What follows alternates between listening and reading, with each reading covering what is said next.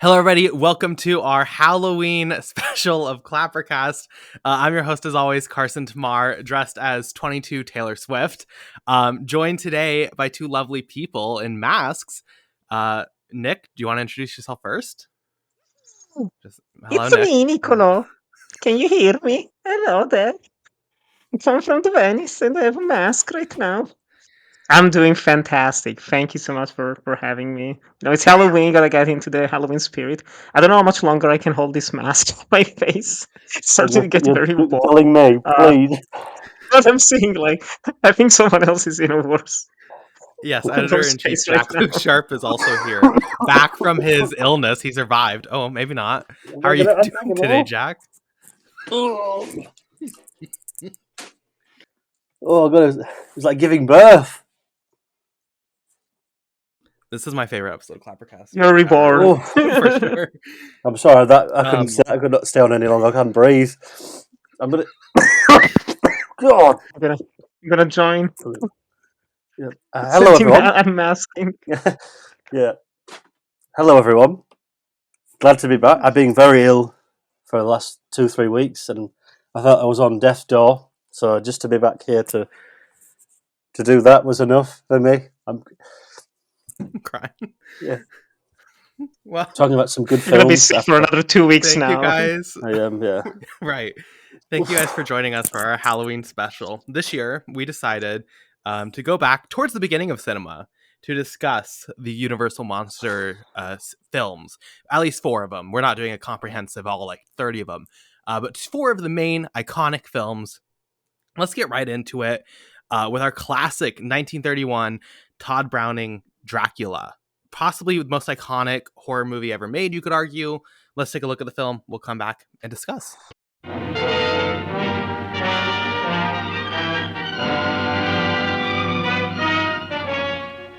I am Dracula.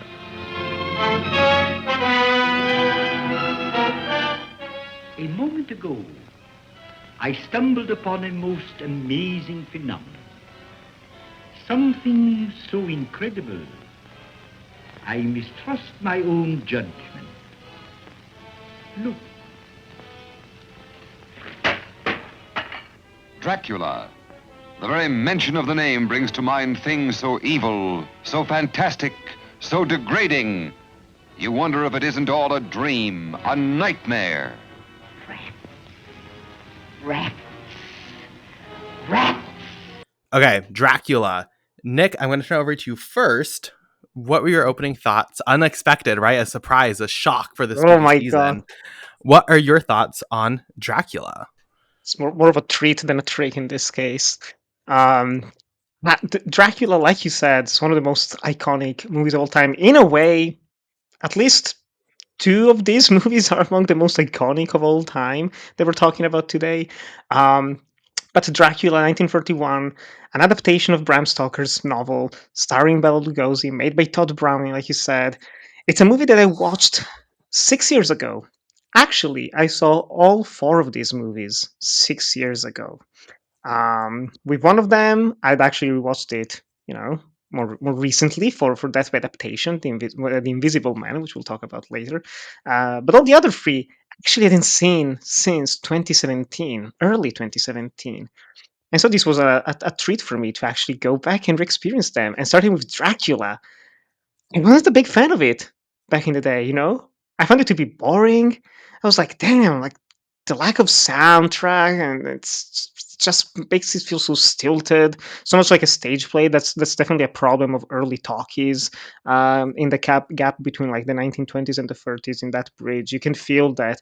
Oh, people can talk now. Let's just have them talk and just do that. Oh, putting different audio layers is overly complicated. People actually won't understand where the music is coming from. So let's just have, one scene with an orchestra so we can have some music from Swan Lake, and everything else can be just people talking or awkward silences.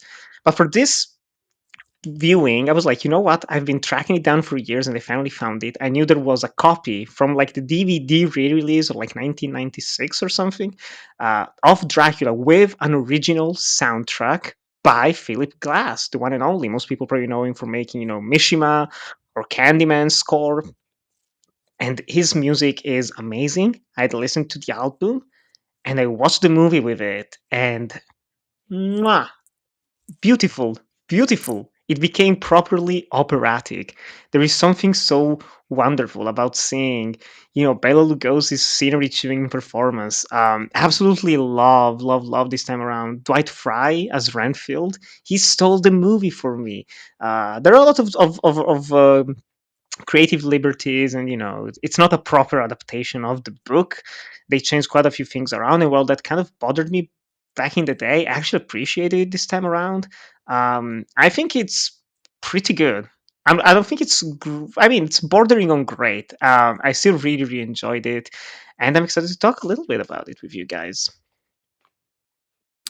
Yeah, I mean, I'm going to pretty much echo everything you said. I mean, I think the key point here that everyone will point to is Bela Lugosi. He is Mm. Dracula. There's a reason in Renfield this year they went to this Yeah. film to introduce Dracula, and this is what they're basing off of for the last almost 100 years at this point.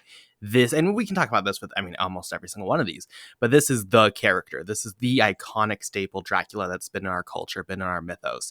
And it's easy to see why. I think with all these films, but specifically with Dracula, how they shoot Bela Lugosi with the lighting, the eyes, it really, even to this day, even though this is obviously a clearly dated feature in a lot of ways, it just pierces to your soul. His stare does, and it's so effective.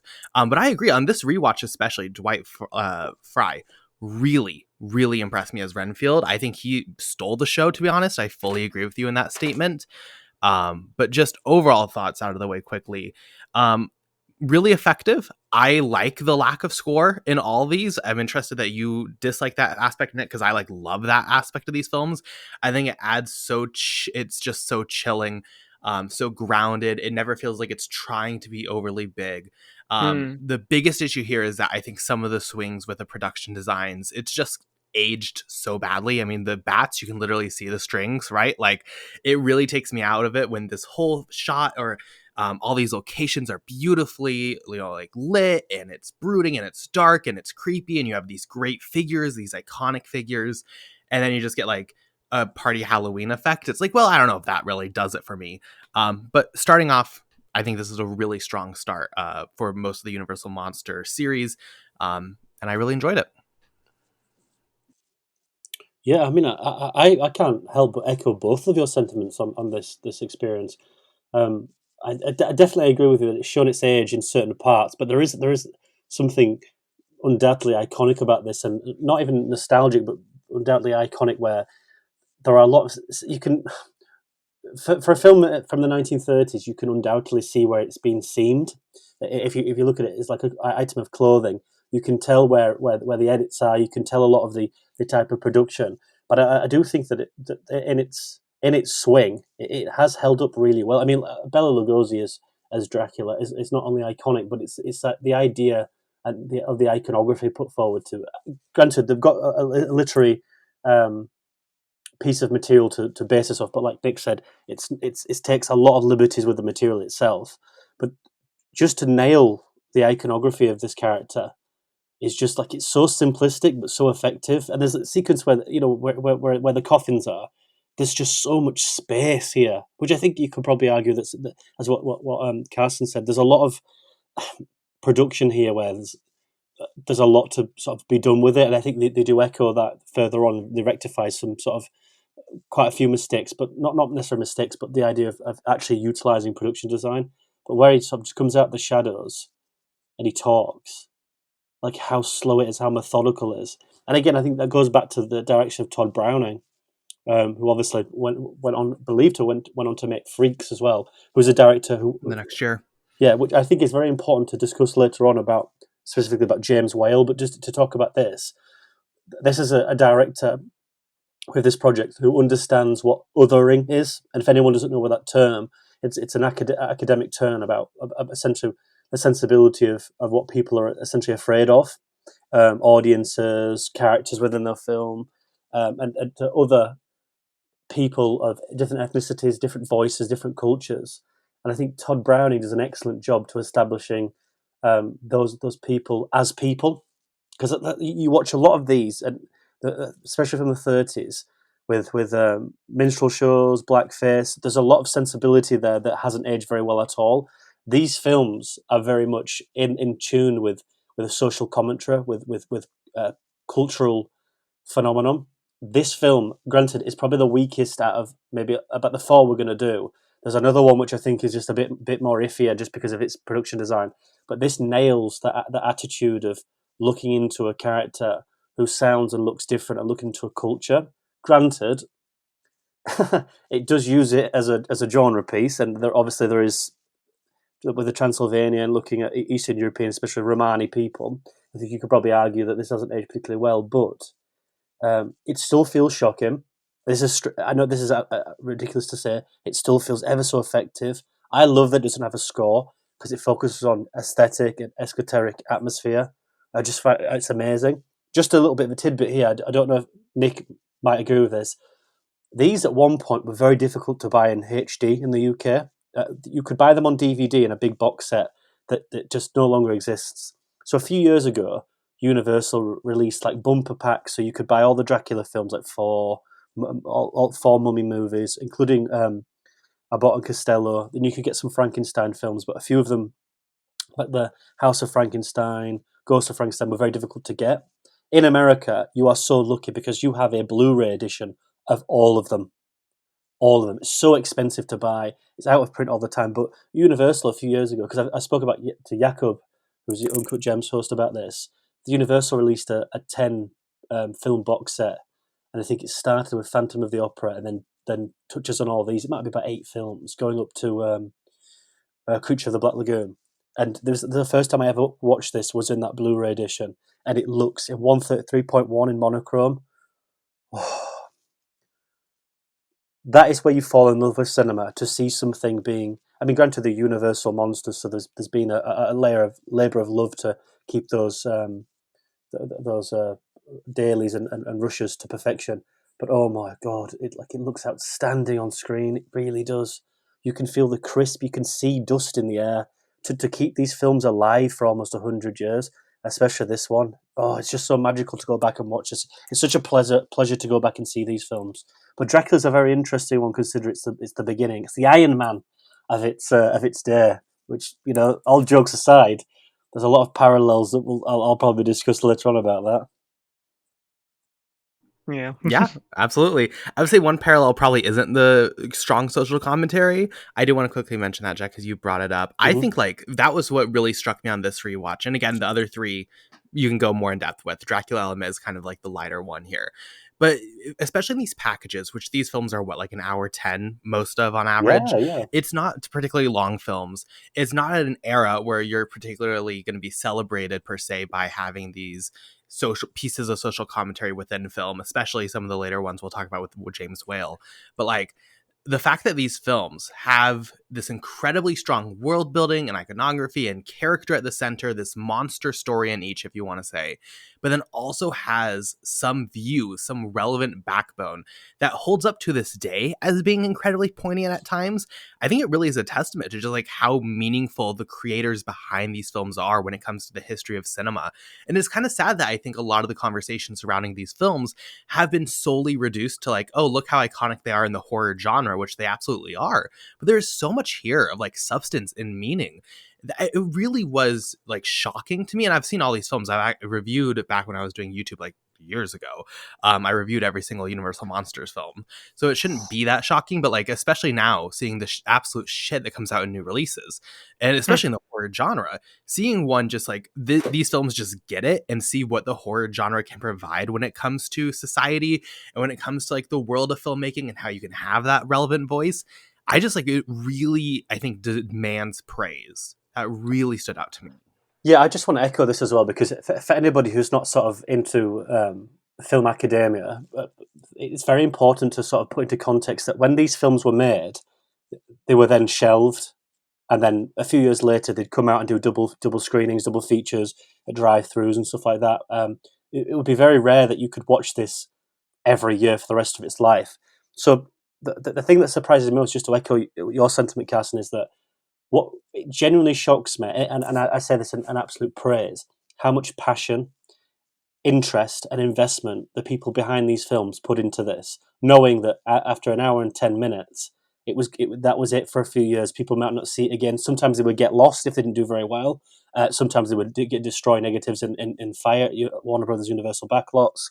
So to know that this could be one and done, it still shocks me to this day to watch it and to say that the first 8 or so, there's only really one where they didn't get it right, and that's the first edition of the Wolfman, and then Lon Chaney Jr. did it in 1941, 10 years after, and they got it right.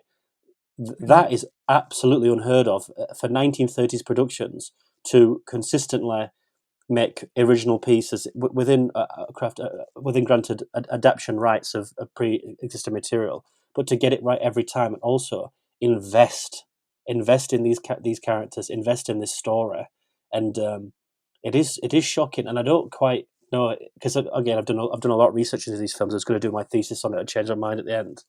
We'll talk about the end because it's a really interesting parallel to these films and why they did surprising why they did well in the era that they were, but it's quite shocking that they hold so much weight in social commentary.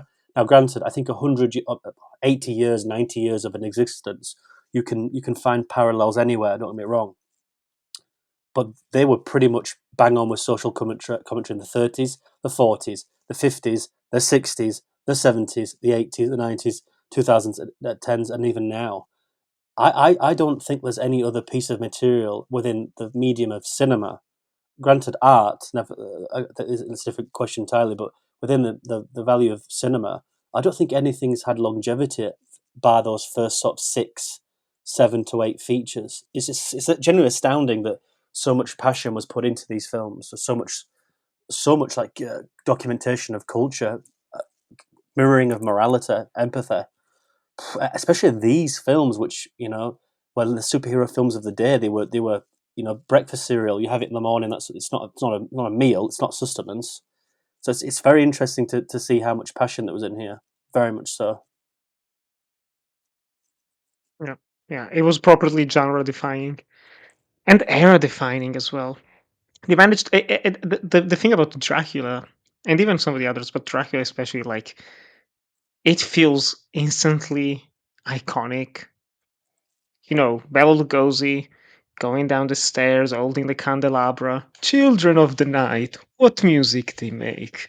Just I mean, you watch it now, it's like, oh, okay, that's where it started. That's where everyone took it from. And I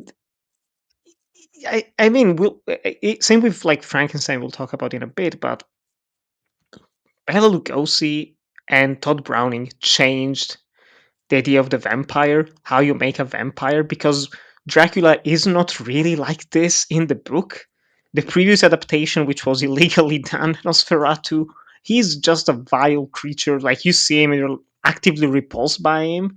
In here, they actually add an element of, exotic lust Yeah, to him. The sophistication. way he Yeah, just yeah, and he's very, very, very well spoken, and he's a proper aristocrat. Something that you don't really feel with Max Schreck, with Nosferatu, just with the hunchback and the long nails and everything. It's so like if we didn't have this, I don't know, like maybe someone else would have come to adapt Dracula in another way. But it's crazy how, like you said, Carson, like we get Renfield, and that's the funny thing. Like I was watching. I was watching this movie and I was like, man, like the first act, I was like, I could watch an entire movie just about Renfield and Dracula. And then I remember, oh shit, we actually got one like that. And it's not really good. Um, but yeah, hot no, take maybe. I don't know. Other shots fired. But no, I really like that. All do those you know what? elements, the lust of the vampire and the allure of this creature, it's all present in here, and it's lovely. It's interesting when you bring up Renfield, the actual film with Nicolas Cage, because all jokes aside, this is 1931. Within 80 years, and that's 80. That's a human lifespan on average. They've never ever really touched upon this bar Bram Stoker's Dracula with Coppola, and even then, Mhm. that's an incredibly stripped back piece of material. You've had. Granted, I think the Hammer horror films are in a way susceptible to that because they're just like very easy pieces of horror trash in a way. And I don't mean that to be a negative. I Yeah. just think that's how they were built. But it's really, even when you get to maybe 10 years ago, Dracula Untold with Luke Evans, they just no one ever That sort of got actually that. wants to be Iron Man. In Yeah, that yeah, case. yeah, exactly. It literally The wanted irony that. there is like not lost on anybody, but it's just shocking that it's a 1990 what two production, or 1990 or 1992 production. That's the only thing that gets close, and it's a different beast entirely. Granted, I think you could look at Mhm. Nosferatu as maybe something that started it, but even then, it's shocking that they never even within the Universal saga itself, you know, daughter of Dracula, son of Dracula, House of Dracula, with John Carradine and then Lon Chaney Jr. as well. No one ever quite nailed this. Not only suave sophistication, but haunting horror. That there was a man lurking somewhere who had a silver tongue, who was like a Wall Street president of all. It's a very strange sort of piece of iconography that now people go for the horror. They don't go for the suave nature. It's interesting how that character is developed to see, and it's not the principle of it. The horrifying thing of it for a lot of people is it drinks blood, kills people, converts people, is a vampire, sunlight. But really, the frightening part of this film is the fact that it's just so human. It's interesting how they've sort of never really nailed that. But again, once you have brilliance in a bottle, it's to replicate that, it's a difficult one. But for 80 years, that still shocks me. I think you just In have to fact, look at who's behind the camera for that. I mean, like mm, co-directed and cinematography by Carl Friend, who's did a lot of work in Germany. The director you mentioned goes on to make Freaks. Bela Lugosi goes on to make White Zombie, which is a different film, but still a very, I think there's a lot of similarities there if you want to look at a trajectory. It feels like this was the perfect mixture of people who had the passion, had that view of this world and this story and what you can tell in horror. And then they just went off and did projects that probably you could say are more poignant and more explicit and more direct, but this is like their starting point. And I think it's just magic in the bottle as far as who is behind the camera, and you can't recreate that magic that easily. So I mean, that'd be my suggestion towards that. well, yeah. Yeah. I will say this Lovely. as well on that Blu-ray I was talking about. It does actually come with a Spanish version of this film, which I've never seen, and I really I've want to. always wanted to watch it. Yeah, Like, agreed. Same. oh, It's on the Blu-ray oh, as well. I didn't get round to it, but I'll probably watch that in the next few days. And that has an extremely weirdly enough, actually, Nick. Not only is that like it was shot after production of this ended during the day, so they would shoot like at night. Then this would shoot between the sets, so because they this had is so funny. yeah, which is a really good principle of filmmaking as well. Just getting there because all the sets were built. But I'm pretty sure that has the Philip Glass score, if I'm not mistaken. I'm pretty Maybe the sure new that oh, maybe. I'm sure that it has a score to it that's different to the original. I'm sure. I'd have to find out. I'd have to I really will double say check. to clarify as well regarding like the whole score thing. I have grown out of it. I have grown out of it. I didn't watch the whole movie. I watched like a couple of scenes just for like reference how it is with the soundtrack, which is a purposefully like overbearing, very loud score. I mean, it's Philip Glass. It's not exactly subdued and minimalist as a composer, but all of the other movies don't have, in most cases, don't have like a prevalent soundtrack original score in the background, and I still didn't mind them. So it was an interesting exercise. It was just something I'd been building on for the past like 6 years. I'd listened to the soundtrack many times, so it was very fun to also finally see it in context. But that's also part of the appeal, I think. And partly why it's interesting that a lot of these old classics get readapted and changed using the same footage to create some experimental new projects, because they're so simple. They're such a simple core that it's so easy to just take it and mold it into whatever you want. So I find it fascinating as an exercise, primarily, to be like, let's take that movie that has no soundtrack and just turn it into basically opera. Like, if you remove all of the dialogue and just have the score playing, you'd get the narrative, honestly. That's Is and this that's also part of the strength of the film, I think. The fact that you can still follow it visually. is this officially endorsed by Universal? Yeah, no, I want to say it was like the 50th, 57, 80th. Like, Oh, it was for okay. an anniversary. In the 90s, they actually had Philip Glass. I think they hired him themselves to Because create like a score for it. just That was remind me, his because time. just remind me, because I want to bring something up towards the end as well when we finish talking about all of them, because there's one thing that actually shocks me about these films that Universal have never done, but I'll try to remember towards the end. I'll probably be angry enough. Okay. But I'm just joking. I think you Remake might know all what of them it into is. a shared universe Well, and no, start out with no, Tom Cruise. yeah, Yeah. maybe. Read them A and dark universe, superimpose you could them. There's say. actually similarities, you know. I did think Pink the closest Floyd. person to do it would have been Stephen Sommers. I really did think that when he made The Mummy and then he made Van Helsing, that there was a time there to really, into the early 2000s and then 2005, just a bit of a camp nostalgia back into that. I felt like it was probably the time to do it.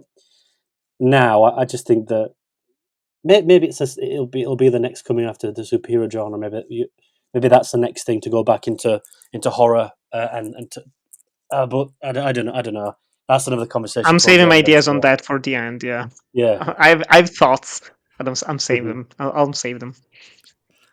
We'll get into it. Are there any other thoughts we want to share about Dracula before we continue on with our monster marathon? I think one last You thing I two, want to say. go Oh, on. whoop. Okay, sorry. Um, Sorry. it's just the ending, and it's something that I have kind of a problem with 3 out of these 4 movies. I'm not a fan of the actual final 2 shots, 3 shots, or whatever, because everything has to be tied in a nice little bow. Everything has to end nicely, and it always feels. It never feels genuine. Like I don't see the directors even back then, because you had upsetting endings and unconventional endings even in the 20s, even in 1910s with some movies, so it was still done. But you do feel the hand of Universal just going in and be like, you need to add these lines, you need to have the characters say these things to end it on this very upbeat note, which is like, we don't really need that. We really don't. And it doesn't leave a bad taste in my mouth. But almost all of these movies, even going beyond the ones that we're talking about, it's almost a constant with me with these classic Universal films. It's like, if only they ended 15 seconds to 1 minute earlier, they would be excellent. It's just, it's just a little bit of an issue I have. I couldn't I agree don't know about more with with that. Dracula specifically. I feel like some of them would end too abruptly. I agree the endings are Also, not yeah. great. I think the idea, but I don't know, that for me it always feels like I'm just watching the movie and then I'm like, oh, we're about to get to the ending, and then it's like, done, bye, and I'm like, oh, okay, I guess that's it. I was looking at back my reviews because I watched most of these in 2016, which is almost a decade ago, which frightens me. I had the same sort of sentiment. It's always everything feels that the climax is incredibly rushed, and there's a sense of panic, and then it just ends. And I still think that Dracula suffers from that as well. I think that there's a few more towards the end where they sort of realise that slowing things down and letting the thematic take precedent, and then it really let it to drain itself was probably more empowering. But here there is a sense of just cut it off, cut it off, cut it off. And I do think that's a fact of just not wanting to pay for more film. I really do. I think it's just one of those Universals being get it out cheap, And get it in, distribution as well. yeah, I do, yeah, because it does feel abruptly rushed. The one thing I just want to add very quickly, and you've both mentioned it anyway, but I do want to say I do think that Dwight Fryer is exceptional here. I was actually quite shocked that there's a lot of it they get past the censors, because there's a lot here where it's very touch and go with for a 1931 audience. But I think that I don't even think it's foresight. I think it's just genuine look about how to orchestrate that character, how effective it is. Has just lived long and long and long. It's Tom Waits undoubtedly probably watched that multi Mm-hmm. thousands times when he did Bram Stoker's Dracula with Coppola, and I don't doubt that Nicholas Hoult did the same with Renfield. There seems to be sort of a really big push there, and it's interesting to note that character as well, because that's an actor that comes back in this franchise within this franchise itself, not just Dracula but the Universal Monsters, gets reutilized a lot, retooled. Very good, very great depth as well. These actors were all based on theatrical productions. There's no limitation to what these people could do. And I know a lot of people will go, well, Bela Lugosi never played Dracula again, etc. Within reason, obviously, he did in Edward. But I think that's a testament of the talent. That's what I would have done. I'd have allowed people to play other parts. I think that's a really genius idea. Also, you don't have a one note identifier, so then ultimately you don't have to pay them a lot of money. But also as well that you can create different segments within your own franchise and have Lon Chaney Jr. play in 1 year, like the Frankenstein things we'll talk about. I think it's actually really far ahead of its time, and one thing now you probably couldn't get away with, and I think a lot of people would perhaps find it confusing at the time even. But looking back on it, I think that's what makes it even more defining, in that within this franchise itself, the man never put that cape back on, and it just makes it even more iconic. It makes it more testament to time. Really, really, really powerful iconographer. And we talked before about like a sense of like, I don't know, family on set, and like not necessarily saying that's the dynamics of the time with this, but like I will say, just watching multiple of these, it is nice seeing actors you recognize and saying, oh, I remember you from Frankenstein or whatever. Like I think as a viewer, it does make it a very rewarding experience. I think as a shared universe, maybe we'll talk about this a little bit more later, and I don't think we're going to go fully in depth, but like I think as a shared universe, it's an incredibly rewarding watch in a way that no other cinematic universe has been able to accomplish since then, which is crazy because, again, it was 80 years ago. Yes. Through a bunch of just weird projects and like all different kinds of genres. And even when you get to the Abbott and Costello parts, like there's not a single part here that feels like it's like, oh, this is the horrible part. This is where it gets boring or bad, or this is where it disrespects the legacy of the originals that are classic, even when it goes into comedy. It all works so well to create such a rewarding experience from start to finish. I could easily see myself go back and like marathon most of these. Maybe there's specific like entries I would skip or whatever, but like it truly is such a diverse series of films that come together to create such a fun experience. I really appreciate that. Maybe jumping the gun a little bit there, but no, I agree. I agree point it completely out. as well. You're in. It's like nobody rejects the experiment. Dead weird, because you watch stuff now, and you watch the Fast and Furious stuff, and you watch the like X-Men going into the MCU and stuff, and you don't necessarily want it to fail, but you go in there with preconceived imaginations, knowing that how are they going to do this? How are they going to do this? With these, it's almost in a very laid back experience to think, though, well, like how are they going to do this? But it never comes from a place of negativity, because obviously I'm doing the same thing as you've done, Cass. I'm going through these as slow as I can really. I go through a few of them, and then they get progressively more tedious in terms of production design and budget. So I go back to something else, and I'm trying to do the Godzilla thing at the same time. And I think they're interesting because you've got one in the 30s, one in another franchise in the 50s, but there's no expectation of where it'll go next. And I think not knowing that and seeing that they're just having crazy ideas, and it never feels for like monetary value. There feels no economic reason to put these two together. Perhaps that's why they waited 20 years or at least 15 years to do it. But it's sort of it's weird to watch it and to know, perhaps because nobody's alive at the point now where they're making loads of money from it. And in a sense, it doesn't feel like, oh, they're getting this and this together. It's a money grab. It just feels like you're on the ride with an experimental type of saga. So it's very immersive in that sense. It's very indulging. Whereas now I'd be more concerned about it. I don't know if that's just the economic aspect of cinema now, but it is interesting how not many people sort of disregard these or just engage with them all the time in terms of like evolution. Really, really interesting stuff. Well, I think it's interesting in conversation with, you mentioned Godzilla, and not, again, we don't need to go fully off the rails here, but both are very similar in that way, where you take these universes, and it's like now when you start a shared universe, it's not just for artistic value or whatever, it's to get to the Avengers Endgame or whatever that's going to make a shit ton of money, right? There's a very clear purpose for doing this, which is building to greater economic outcomes. Unless you're the DC universe, then you fail at that every turn. Godzilla, I think, is harder for me at times because it feels sometimes like they just bring back a character for a film because it's like, y'all loved Mothra, so this is going to get more money or more butts and seats. But like in both, I think it's those experimental moments that really work. I really appreciate Godzilla when it takes a wild swing, and actually James Bond, you can even say the same thing, where it takes a wild swing and it goes into a different direction, or it experiments, or it allows a filmmaker to come in, and it's not restraint because of the universe it's part of, but they really let each filmmaker build upon the universe and write a new chapter and paint a new picture within it, and it adds all to the great lore and the world of it, the cinematic universe. I think I appreciate that in the monsters, Bond, Godzilla. I think that's the way it should be with cinematic universes, and I think we've really lost that for the most part, which is a shame, but alas, what can you do? Yeah. So with that, let's jump over. Same year, boy, they were eating good in 1931. They had Frankenstein from James Whale. Let's take a look at the film, and we'll come back. Oh,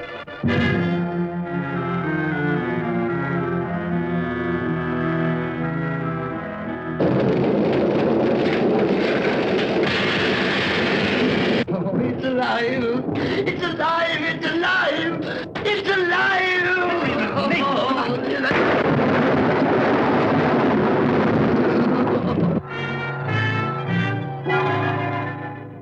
When this dead hand moves, the monster created by a man they called mad is turned loose to strike terror into the hearts of men.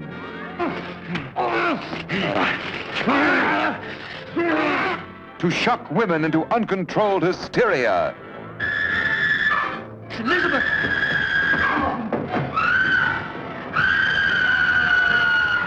To prey upon the innocence of children. This is the story you've heard about, talked about. The spine-tingling, blood-chilling story that stuns your emotions. Frankenstein. Okay, I'm going to start because The Bride of Frankenstein, the sequel to the film, is one of my favorite movies of all time. I think that is an incredible, incredible queer statement in horror and cinema. James Whale is one of my favorite directors of all time, but I don't really watch Frankenstein that much. I don't really go back to the original all that often. And it's kind of a shame that we're only doing the first one, not just because the second one is so great, but also I think they make just an incredible double feature. But focusing first just on the first Frankenstein. Again, really good film. Not to just echo our points with Dracula, but you get the incredible iconography. I mean, again, this is the monster, right? But I really appreciate so much about this film. I appreciate the lore they build into it just from the opening credits, where they don't say the monster. It's just like question mark, played by Boris Karloff. I think that is super, super fun. I think the emotion here is great. Much more of like a haunted house film than I think people give it appreciation for. If you don't know the Frankenstein story, obviously a bunch of dead bodies brought back to life. And then in this, he's really just stuck in this house and just trying to live with, like, people are rude to him. And then he's like, well, fuck you. And he just kills people. And it's really fun. But again, like, these small moments of empathy, of humanity, I think Wales is incredible in that, and finding those small moments that just turn into tragedy, not because of malicious intent. I mean, specifically, obviously, the child scene is quite iconic on the lake. But it just builds this sympathetic character that there's no like easy answer for. There's no right answer because people are getting hurt, but also he is innocent, but also it all goes back to how society treated him. I think the queer allegory in Bride of Frankenstein is stronger, but still you can definitely read into it here. I think really fantastic. Definitely as far as the Universal monsters go, and we'll talk more about like what our favorites are. My heart belongs to the Frankenstein series, and you can see all the pieces of why I love Bride of Frankenstein in this film. So I really appreciate this. And James Whale is just like, I don't know, he's like the coolest dude, right? I don't know anything about him personally, to be clear. He might be hella problematic. But as a director, really appreciate him. What were your thoughts on Frankenstein? I don't mind going next because I'd be equally as passionate about this. I think we were definitely separate at birth, but that's a conversation for another day. When you compare this to Dracula, Dracula is great. This is something else. This is a different beast, no pun intended, in entirety. The levels of production on this, the levels of social commentary, the layers in this, the layer of performance is almost second to none. Now, the fact that this is 1931 and we go back 90 years almost now, I don't think there's ever been a film that's almost touched on these social commentaries as good as this has. And the reason for that is that this is so simplistically effective, it's almost ridiculous. If this came to someone in a screenplay, it would be so barren with ideas because it's so simplistic. But due to that, and because of the characteristics of its lead performance and its director, James Whale, this material is elevated to something that I think is almost untouchable. I think Boris Karloff here puts perhaps one, if not the greatest performance on celluloid. He's mute for 80 minutes or 70 minutes of how long this is, right? It's an hour and 10 minutes. I've been on bus journeys longer than this to get 15 miles. An hour and 10 minutes, and it's genre defining. To not talk for 70 minutes and have, granted, he is layered with a character. It is makeup heavy, but he's never lost in that makeup. It is perfect through the venom of the eyes. It's a constant craft of emotive responsibility, and that is echoed through physicality, and thus elevates, is heightened by the iconography of the makeup in tangent to develop something that is genuinely astounding to watch. The sequence when he gets with the young girl, and the fact that she's talking, he isn't.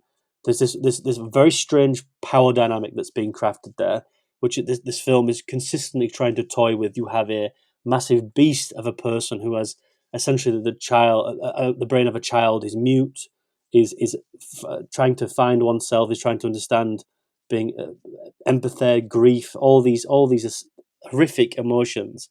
And then we get to see the reflection in the water, and we get back to that house where the person is blind, and it's just like that sequence in itself is so cathartic and so simplistic in the fact that you do not judge a book by its cover.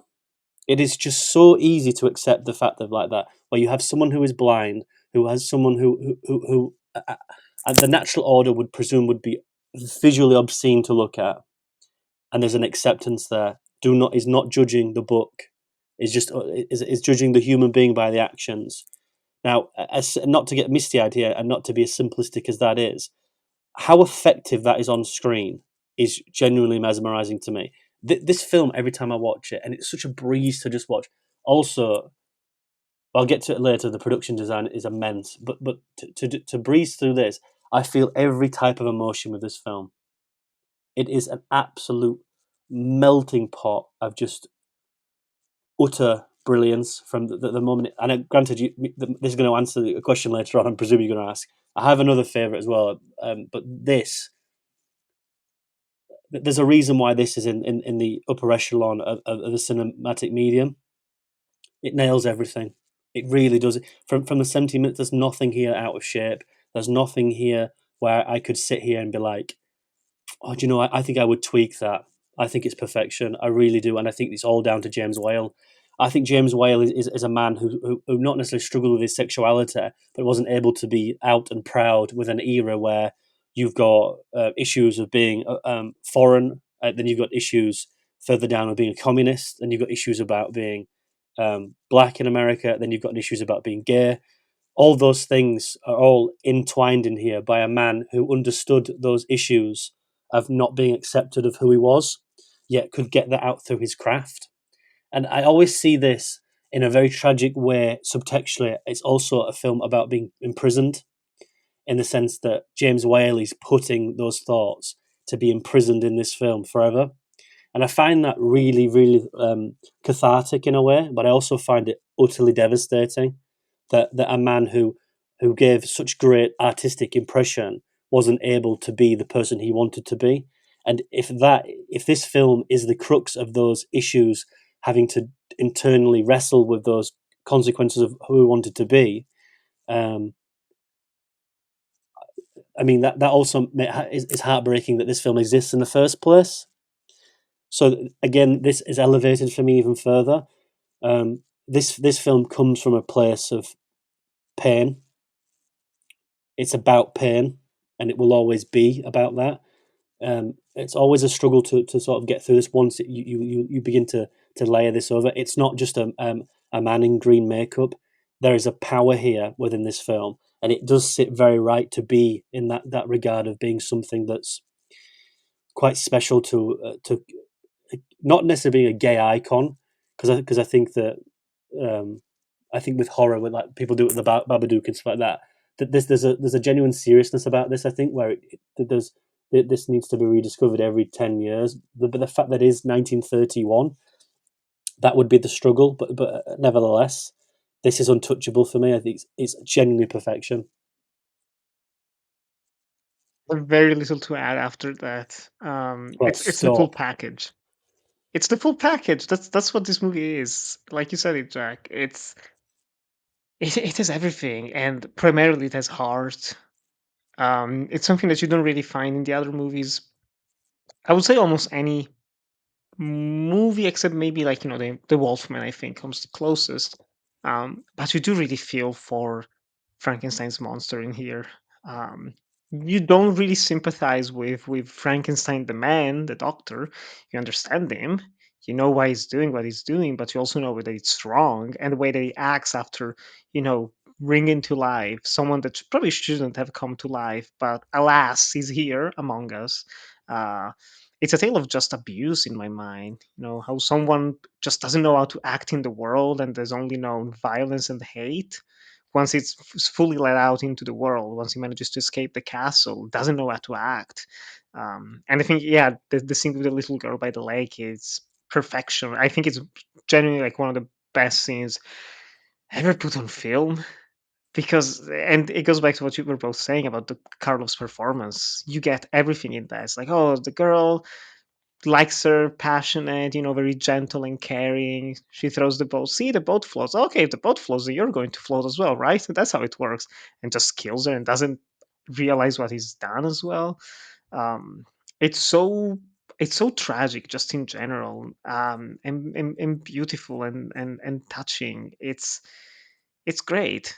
It's great. I genuinely feel like the only bad thing again, once again, is the ending in here, which we don't need. But like someone else on Letterboxd said, the best thing about the ending of Dr. Frankenstein surviving is that you get Bride of Frankenstein afterwards.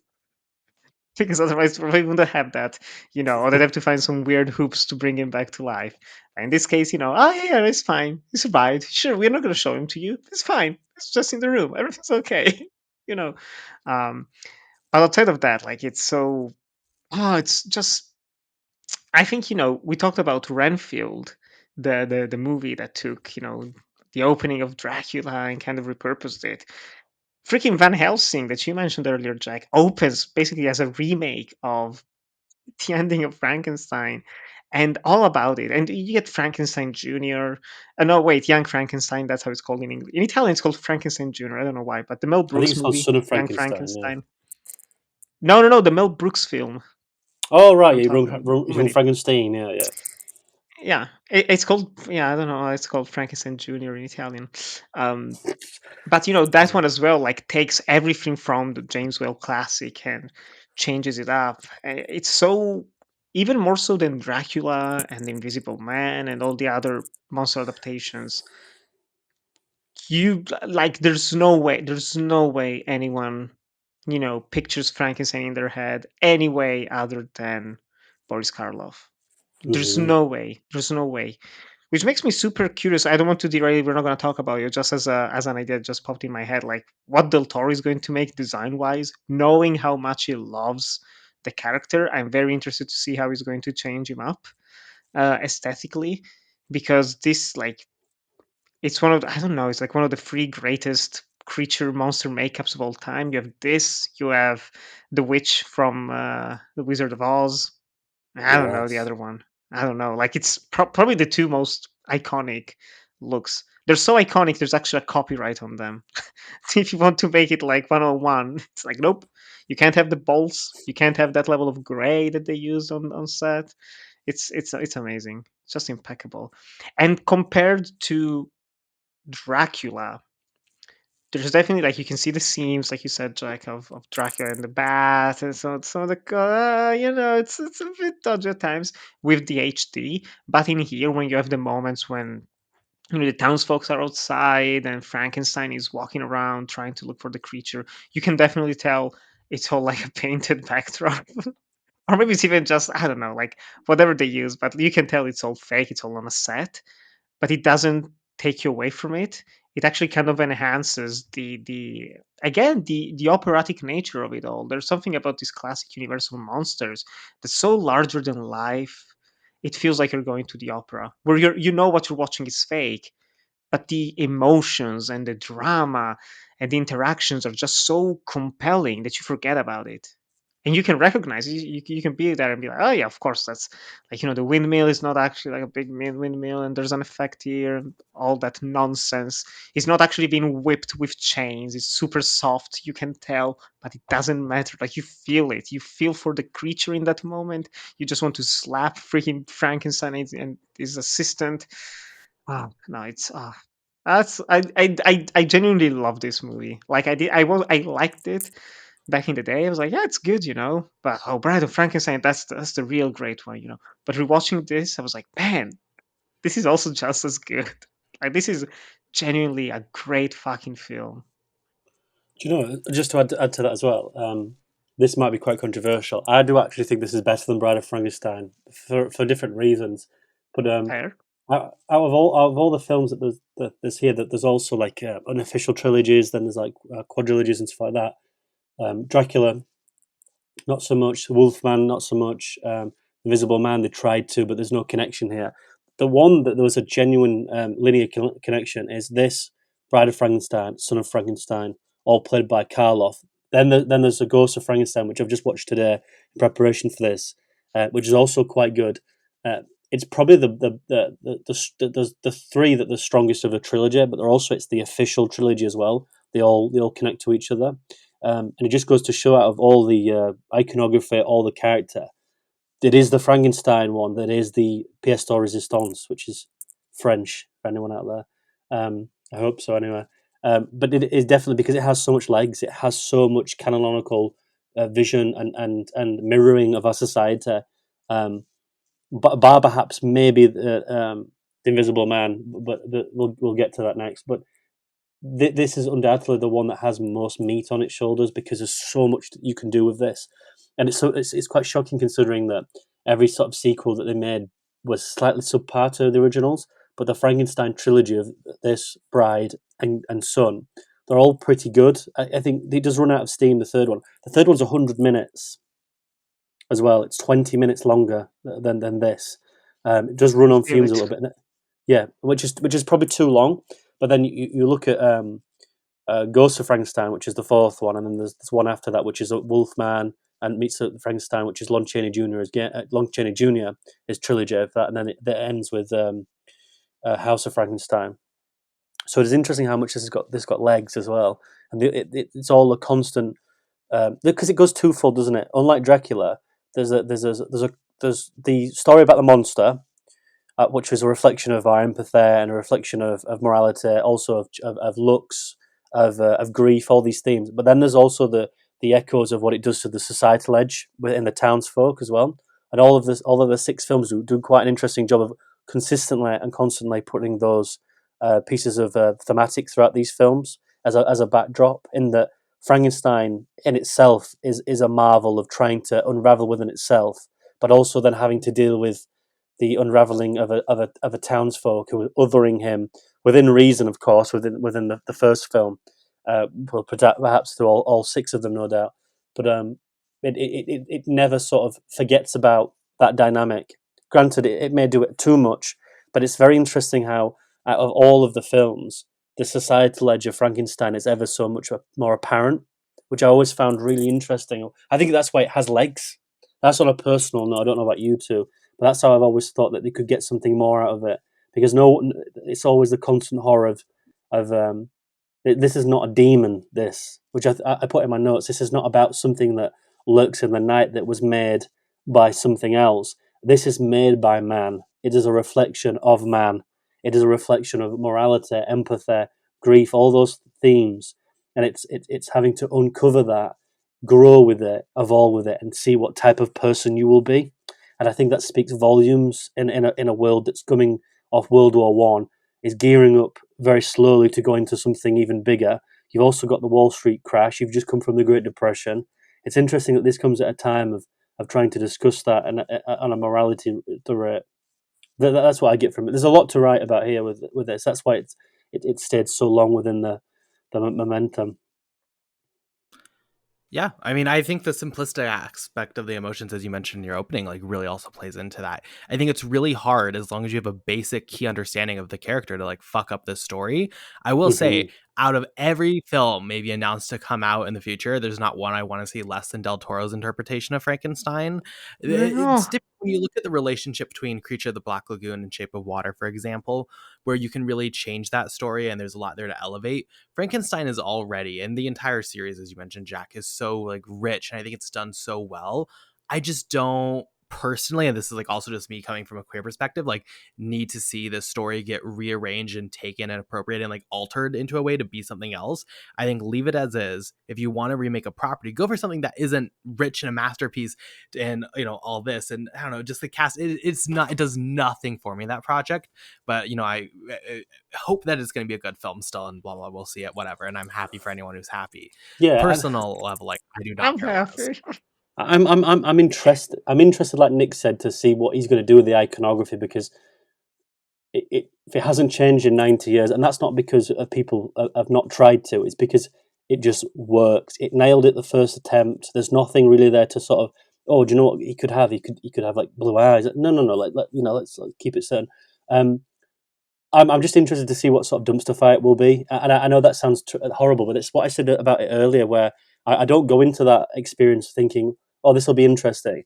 I'm just sort of concreted to the idea of like, right, here we go. If anyone was going to do it, I'll give it Del Toro.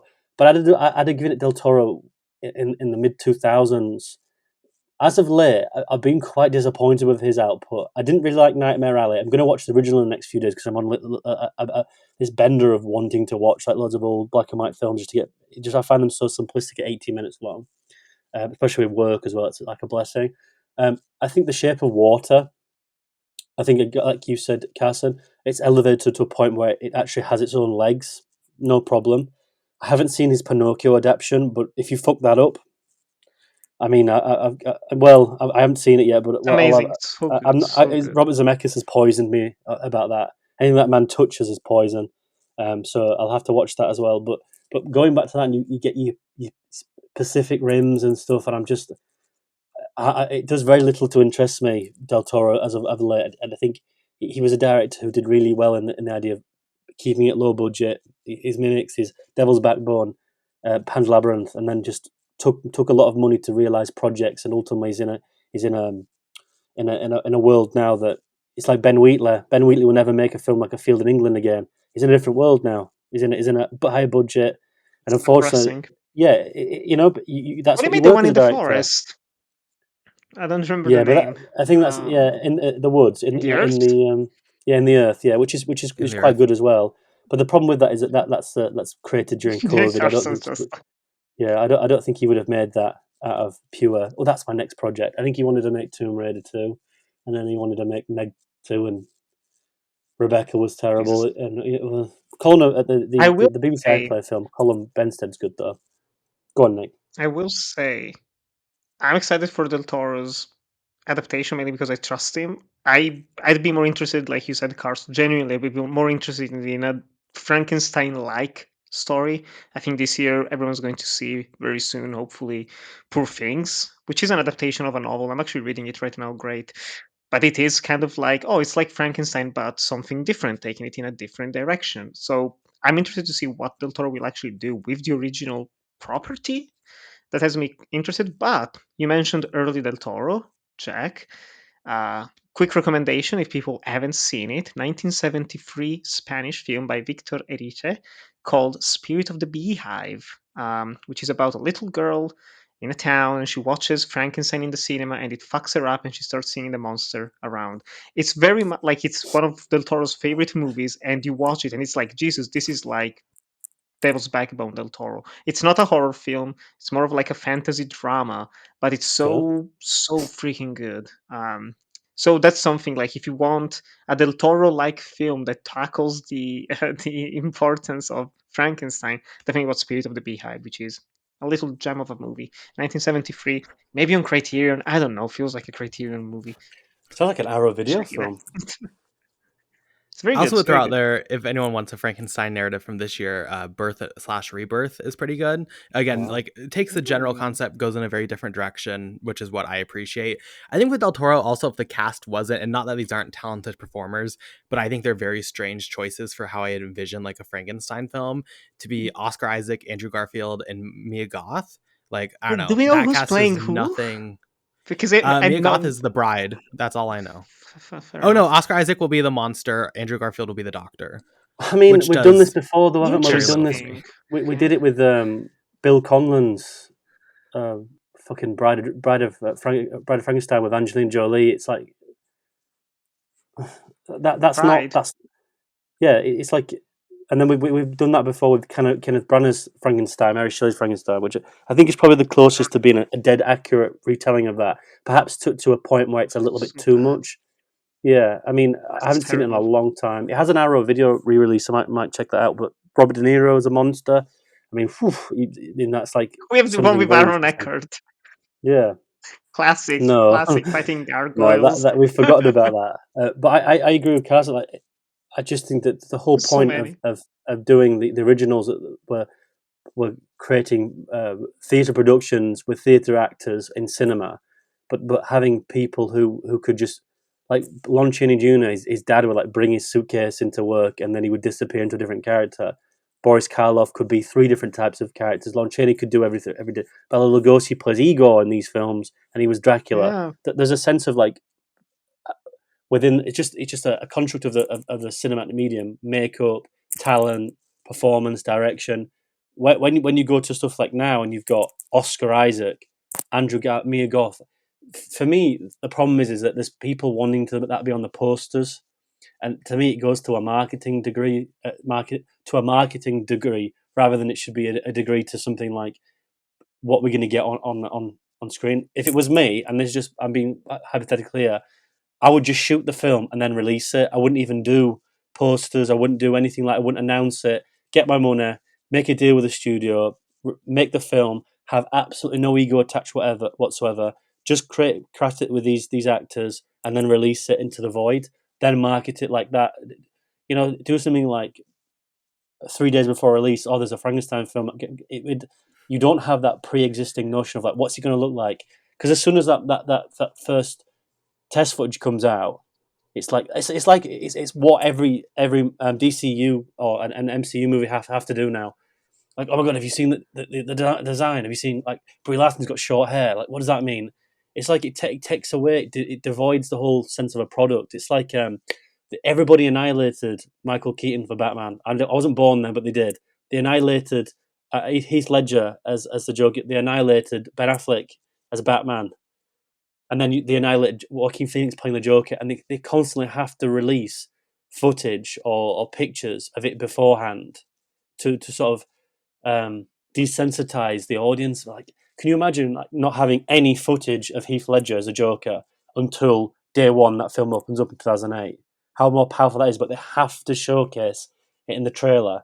Here, I just think that just shoot the film, then release it, and then make stuff afterwards, and then not have preconceived conditions of it. Because I'm just going to go into it, and if I see, I'm granted, I'm gonna be the dog and bark as well. I will be one of those people, because it's a testament to the cinematic medium. I mean, if it hasn't got the bolts, or it's too big, or it looks too chunky, or it just looks silly, it's not beefed up. It's a character of an amalgamation of things. I don't want to see Aaron Eckhart as a Frankenstein. Like Fucking Robert De Niro is Frankenstein. That's not what made the first film so powerful, and it does take away from the experience, I have to say. And that's not just a purist. I think it's fact, unfortunately. Hey, it's releasing on Netflix. I mean, if they want to do another Fuck Cloverfield me. Paradox, I would be fine with it. I mean, does that fill Just anyone release up with that. confidence either? I mean, No? Pinocchio was on Netflix. I'll say that. So But for me, like, a key point, like Pinocchio, Creature of the Black Lagoon, like, you're starting at a point where, like, yeah, I see there's a path forward. With Frankenstein, I don't see a path forward unless you're going to go somewhere different. But if you're calling it Frankenstein and you're doing Frankenstein, like, you're not going revolutionary, I don't think. Del Toro also, like, I don't know, I'm really burned after Nightmare Alley, even though I appreciate Pinocchio. If it was animated, I'm probably would be a bigger fan of the concept. I don't know. But again, we've not seen literally anything from this movie, so who knows? last thing I'll Um, say, yeah. I think good or bad, I don't care. I just hope it's successful, so he can finally make his Lovecraft adaptation in the Mountain of Madness. Oh, it's That's the never only going to thing I'm happen. hoping for. It's never going to You happen. never know. You never know, Jack. Shut up. You never know. The problem is, Give me hope. who Give me hope. who is going to indulge a director with $150 million when he's working with limitation on Netflix, which you can't even see the real numbers. His other previous original IPs have done nothing. Crimson Peak made near enough no money. Pacific Rim is undoubtedly someone has messed with those receipts, because there's no way that made any money because the sequel did absolutely nothing.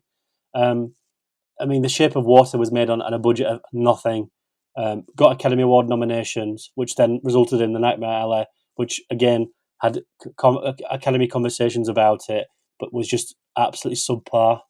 And I just think that it's just Prometheus as well, and I think Prometheus didn't do particularly great within critical response. I mean, also he's in his 50s and he's going to go into his 60s. I don't want a filmmaker who's in his 60s trying to do that film either. I just think it's like Ridley Scott. Granted, he's doing Napoleon, but he's a beast. I just don't see Del Toro going to do massive productions. It's in the 60s and in his 70s in The Mouth of Madness. Not The Mouth of Madness, you know what I mean? Have you also seen the test footage of it as well? Yeah. Maybe I don't remember. I read some of the script as it was floating Yeah, around. I've seen. Yeah, and also no one's here for Lovecraft. There's like 9 people who are there, and there's I just don't think there's an audience for it. I don't think 150. It will Proud to cost be more part than of that the as well. 9. I Well, feel so bad. Jack is just like destroying Nick's dreams. no, I also like your excuse that Ridley Scott is just built different, so it's he okay if is. he does He's a it. Geordie. He's He's from 85, Newcastle it's casting. fine. Let him cook. Him and his brother Hey. were Newcastle upon Tyne. They're built differently. Trust me. They were war babies, and they were built on a diet of Guinness and bread that was stale, climbing up cobbled hills. They're not the same beasts as they're just 2 animals. I just 180 million to make an original IP that is a Lovecraft feature. There's just not an audience for that. It's just a fucking pipe dream. I mean, why would Speaking Netflix of make being it? built different, Go on, I then, think what move this on. whole conversation really boils down to is that the original Frankenstein is really good. just don't touch it. I think we Untouchable. all recommend it. We'll probably be back in 3 years to discuss Del Toro's Best Picture winner for Netflix. But for Yeah, now, it. maybe it's Ooh. time we move on.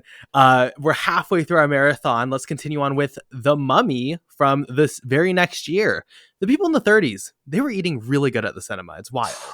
Death, eternal punishment for anyone who opens this casket.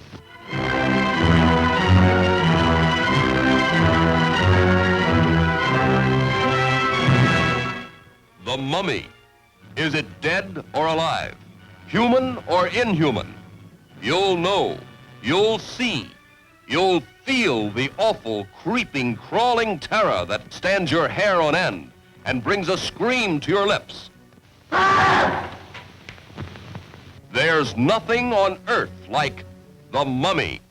You will not remember what I show you now, and yet I shall awaken memories of love and crime and death.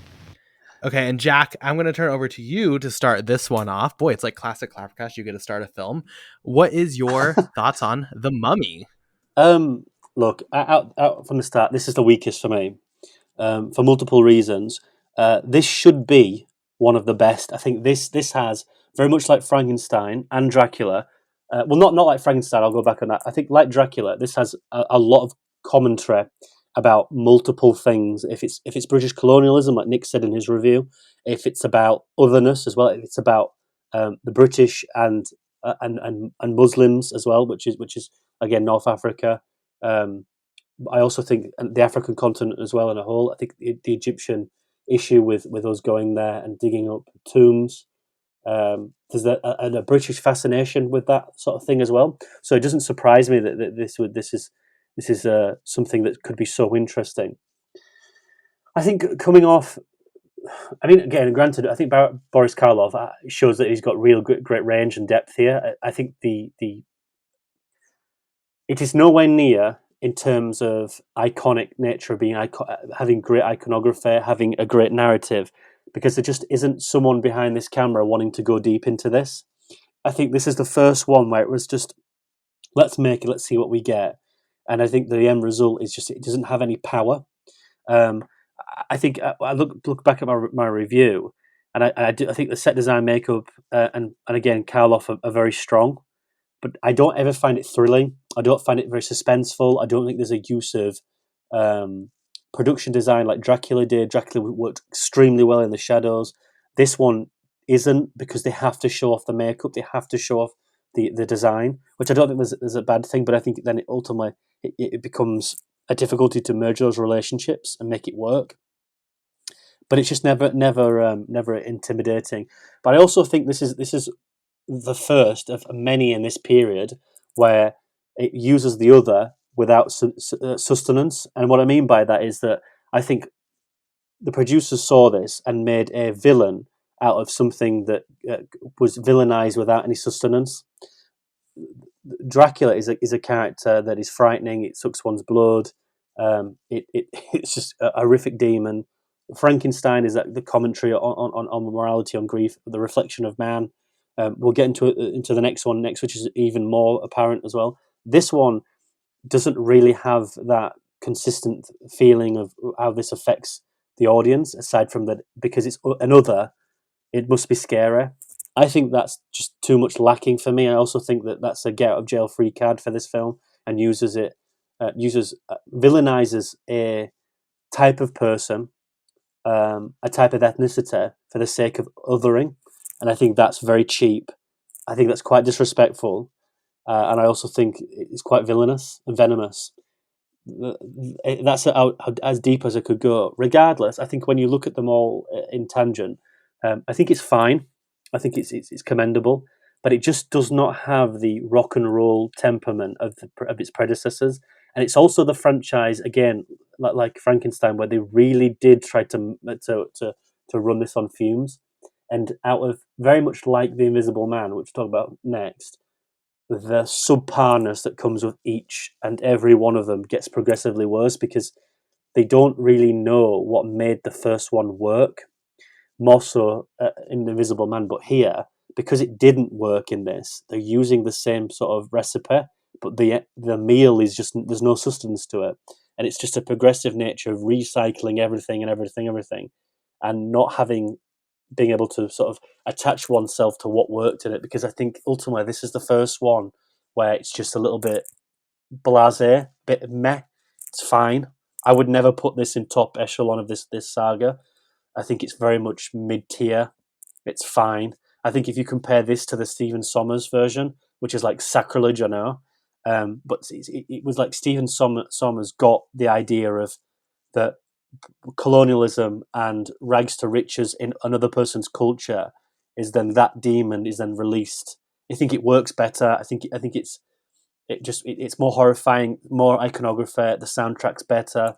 I can't believe I'm saying this. Alina will be listening. She'll be like, "Yes, yes, Brendan Fraser hype." But truly, I think that Stephen Sommers got the agenda, got the idea of working with that thematic here.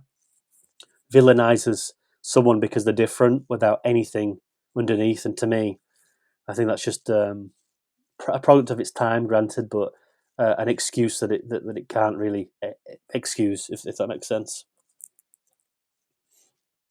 Wow. Yeah, I pretty much agree. I know, Nick, I think you're the most positive here, so I'm just gonna echo Jack pretty quickly. Like, I don't know, I think the film has its moments. I think the interesting bits on like archaeology, kind of the abusive nature of some of that, I think that's like worthwhile. I appreciate that the set design is very different. It just feels very different from an iconography standpoint. The makeup is fantastic.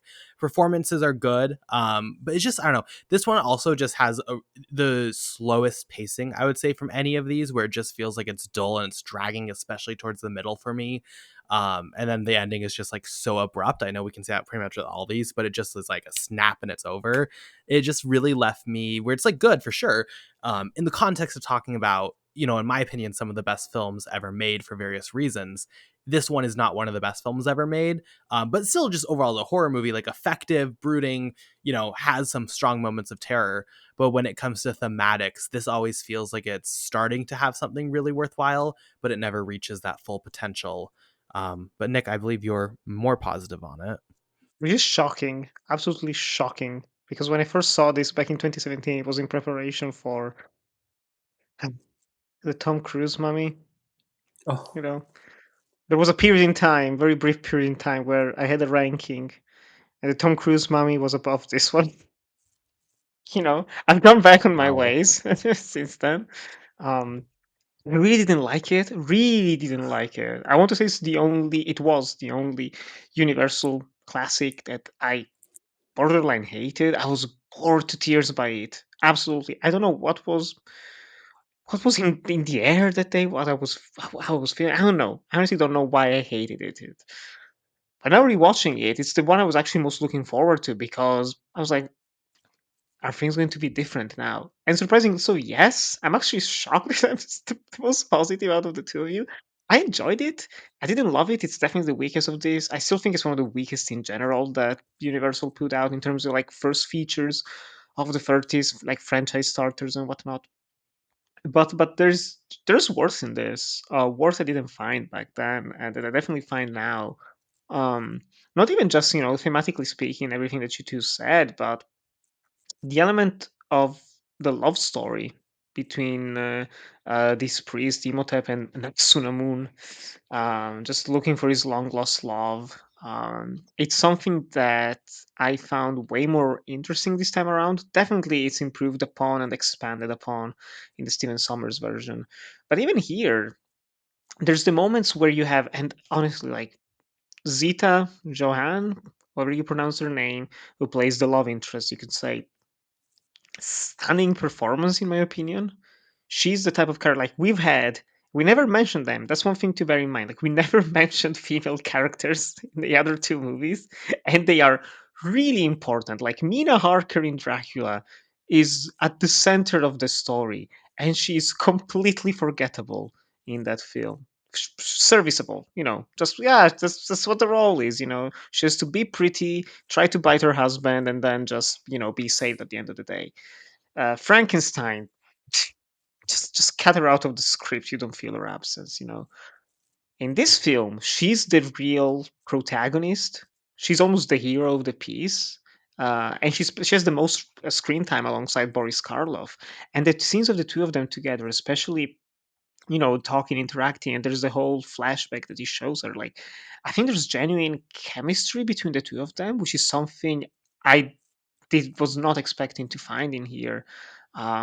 I found it to be moving. I found it to be intriguing. All of these, like the reincarnation and the spirit is coming through, but no, we're in the previous body and we need the soul. Like I was hooked.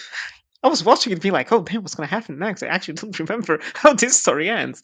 Um, there are some goofy moments, like really goofy moments. They're very much they're kind of like a worse version of something that wasn't that good to begin with in Dracula, which is kind of amusing. Like in Dracula, it just kind of leaves. It's like, I'll get you, Van Helsing, and just exits from the balcony.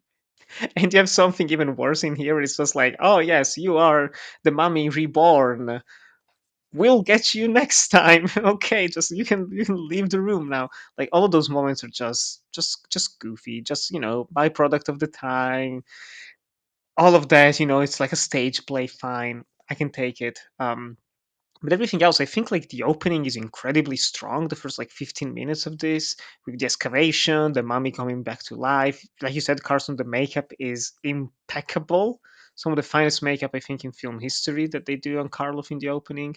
Um, and just in general, I found it to be very, very intriguing. It has some very good lines as well that are memorable. Some very shocking moments of violence for the time. I think one of the earliest examples of an impalement. So there's a lot of interesting stuff here of pre-code Hollywood that you can look into. But just overall, I found it to be entertaining. It's not the best of these movies, but I was like, damn, like I hated it back then. I actually liked it this time around, which is I'll take it. I'll take it. I mean, like, Honestly. valid, right? Like, it is wild how the makeup is so continually good in all these, and like how hard it is for studios and films now to have solid makeup and have solid like unique designs and iconography, because clearly it's possible. I don't know. I don't know why, because the first time I watched this, I gave it 5 stars. I was like I in love with remembered, this. yeah. I This thought you were in time love with it. I don't know. I don't know. Maybe it's just because I was binging all these, and like I think that's also one thing is there is a bit of a formula with some of these projects. And I also watched like Creature of the Black Lagoon, and I watched Wolfman recently. Like I've watched pretty much all the base ones recently.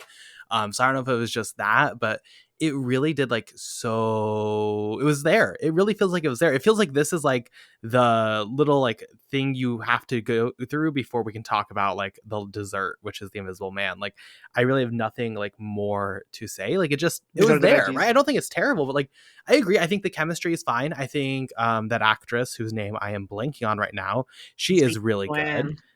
Exactly. I think she's strong. I just think like I don't know. It just really was there for me. So I don't know. I don't have anything else really to say. It was I have there. another comment to make about Go why for it. this probably doesn't work as well as the others, and it's because there's no source material.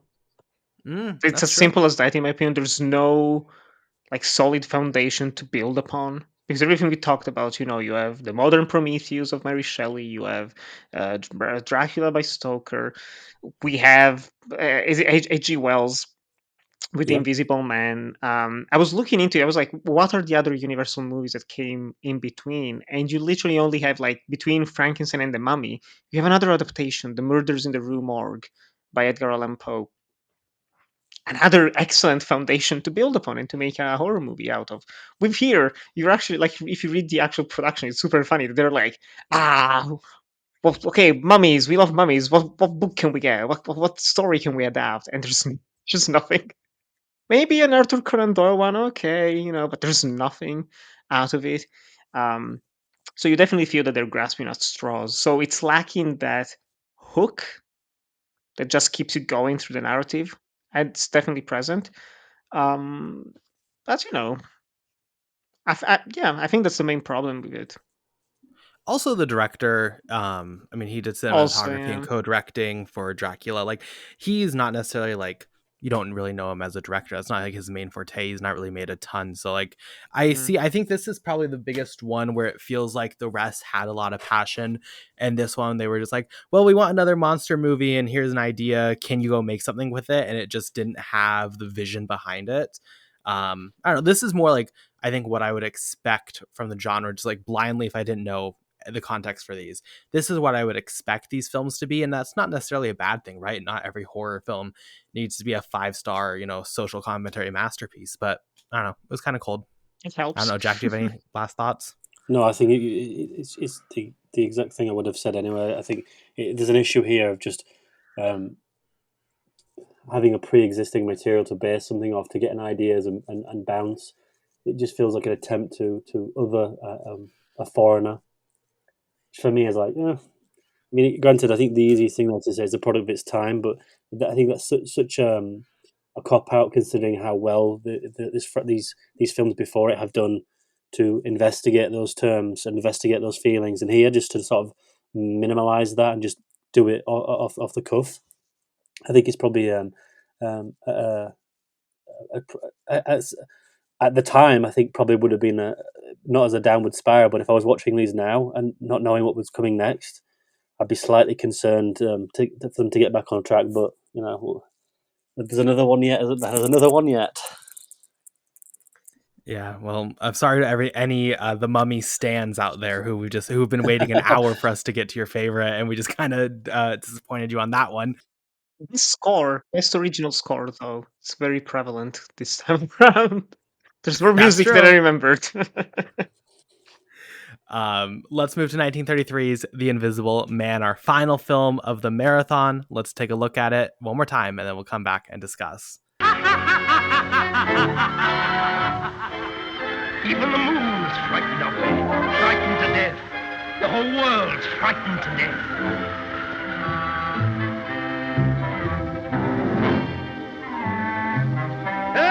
How do you like that,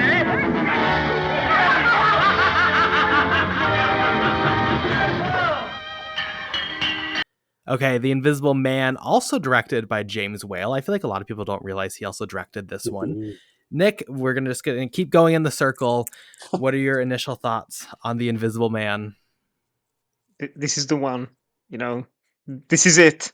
This is it. This movie is perfect. I love this movie so much. I find it interesting what you were talking about, Jack, with, like these movies start to get progressively worse and worse. Uh, I think they peaked with this one, actually. I don't know, like behind the scenes, production wise, or anything went, but it genuinely feels like they actually like finally figured out what works about these movies. And I think it's the character. Like I mean, of course, it's always the characters, but I think this time around the protagonist is the antagonist. You're actively following an evil, despicable man whose face you never see for the entire movie, and he is a joy to watch. I think the direction here is spectacular in terms of pacing, in terms of action, in terms of humor. James Whale always had a lot of a very strong humor side to him. Frankenstein, subdued, it's present, but not too much. But in here, it feels like the necessary step before you can go full dark comedy with Bride of Frankenstein and just full on like queer camp. But in here, it's so just the effects are incredible. Like to this day, outside of like some weird artifacts that are impossible to remove and that shouldn't be removed. Like this shouldn't be cleaned up digitally, and I'm glad they haven't. They could have, but they haven't, and bless them for it. Finally, someone did something right with film restoration. But I love the effects. I love everything about this. And even again, like it goes back to what I said with Dracula and with Frankenstein as well. Like this changed the way we think of the character, because the Invisible Man, if anyone has read the story, the way he works physically in terms of look, it's actually way closer to the Paul Verhoeven film. I'm blanking on the name. It's like Hollow Man, I think, right? It's way closer to Hollow Man. Uh, Instead, what he made with this adaptation, with the bandages and the coat and the hat and all of that. It's just it's iconic. It's properly iconic, and Claude Rains gives such a formidable performance, in terms of just voice acting, even physically, because I think he was actually on set for most of it, maybe, or some of it at least. Um, just an incredible performer. So um, I love it. I talked about it at length on the Death Adaptation podcast last year, which is an episode worth listening to. It's great. I'm curious to know what you two think of it. I hope I won't be disappointed. Link for Death by Adaptation episode in the description below, of course. Hey. I will say, well, my heart is with Frankenstein. Well, I don't know. I'm sure there's better films within the Universal monsters. It is hard to argue that any of them do as much as The Invisible Man with their concept.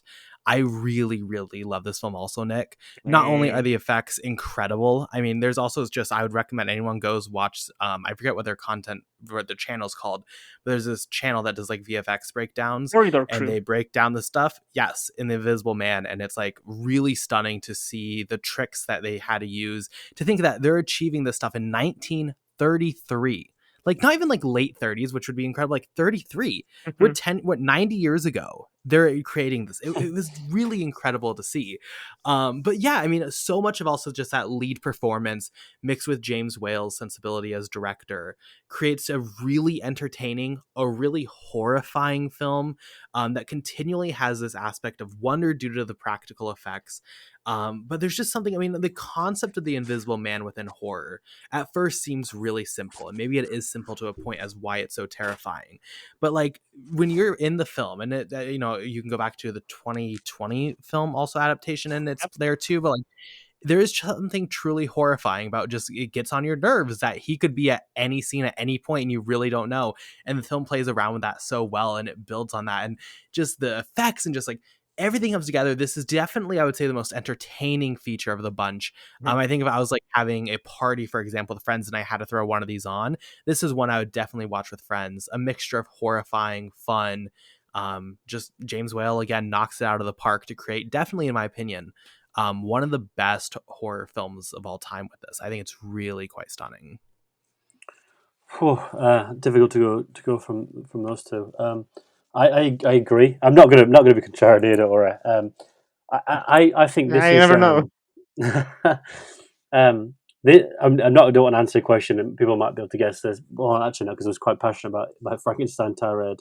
Um, this is the next perfect evolution to what Frankenstein was, in a sense that this mirrors Frankenstein in almost every way, but does it the opposite way to almost perfection for me. The fact that Frankenstein is a monster built on iconography, built on a physical aspect, but giving mute status.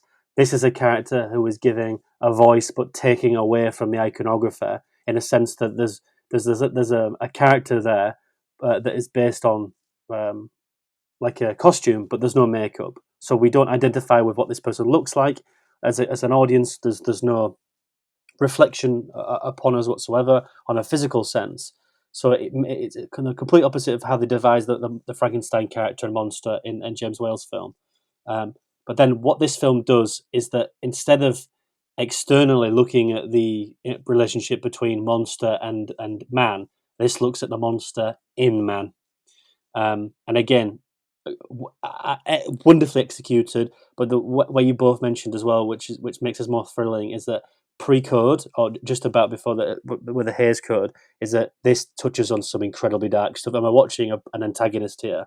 Which I think that watching this for the first time, I think that there's this idea of that you can have a lot of fun with this, and we can like have quite nonsensical comedic moments, but this goes really dark. This goes really deep. This is about murder. This is about a descent into madness, following Terrorism. following a character who wants to have his persona back, and it's just that descent into madness. It's a very much perfect in the sense that James Whale also made this, because he understood what worked in Frankenstein. And granted, it's easier said than done, but to look at this and oppose that at every sort of thematic turn, even in its character design and its production, is somewhat of a genius stroke, and he executes it perfectly. This is a film that asks upon oneself in a very different manner that Frankenstein did, about what the opposing force is about oneself. This is really internally investigating some stuff, and touches on some quite dark moments. The only reason why I don't think this is in the upper echelon. I mean, I love this film as well, but I think it's very dark. It's very far ahead of its time. It touches on some very strong tones. But the reason I think Frankenstein is just that foot further is that I can see a lot of James Whale in the Frankenstein character. In here, I think James Whale is having fun creating, and this is not a film that's born out of pain, but it is about pain. And I think there's actually something more rest assured about watching this experience, knowing that it's James Whale actually just showcasing his ability to make film. And I think that's also reassuring and entertaining and fun in a different manner of putting passion on screen in very two different type of visual vocabularies. Nevertheless, this is so entertaining and fun, so bleak, but wonderful. I adore the production design. I love the final act here, where it's just all in the snow.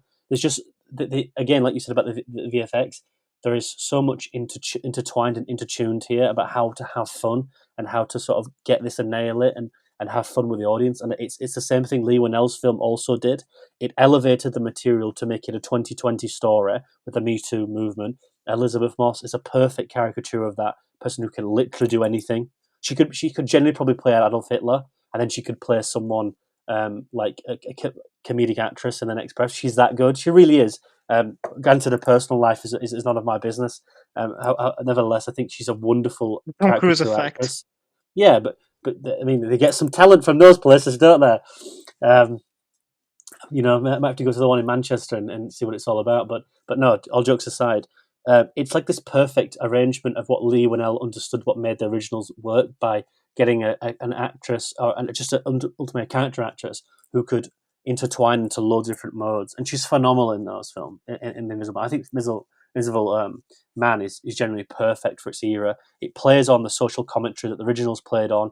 It is simplistic yet fun. It is entertaining, never brash. Here is exactly the same thing. Not to go too much into Lee Winnell's film, but it's just a testament of just having fun on screen. It's the first one where I felt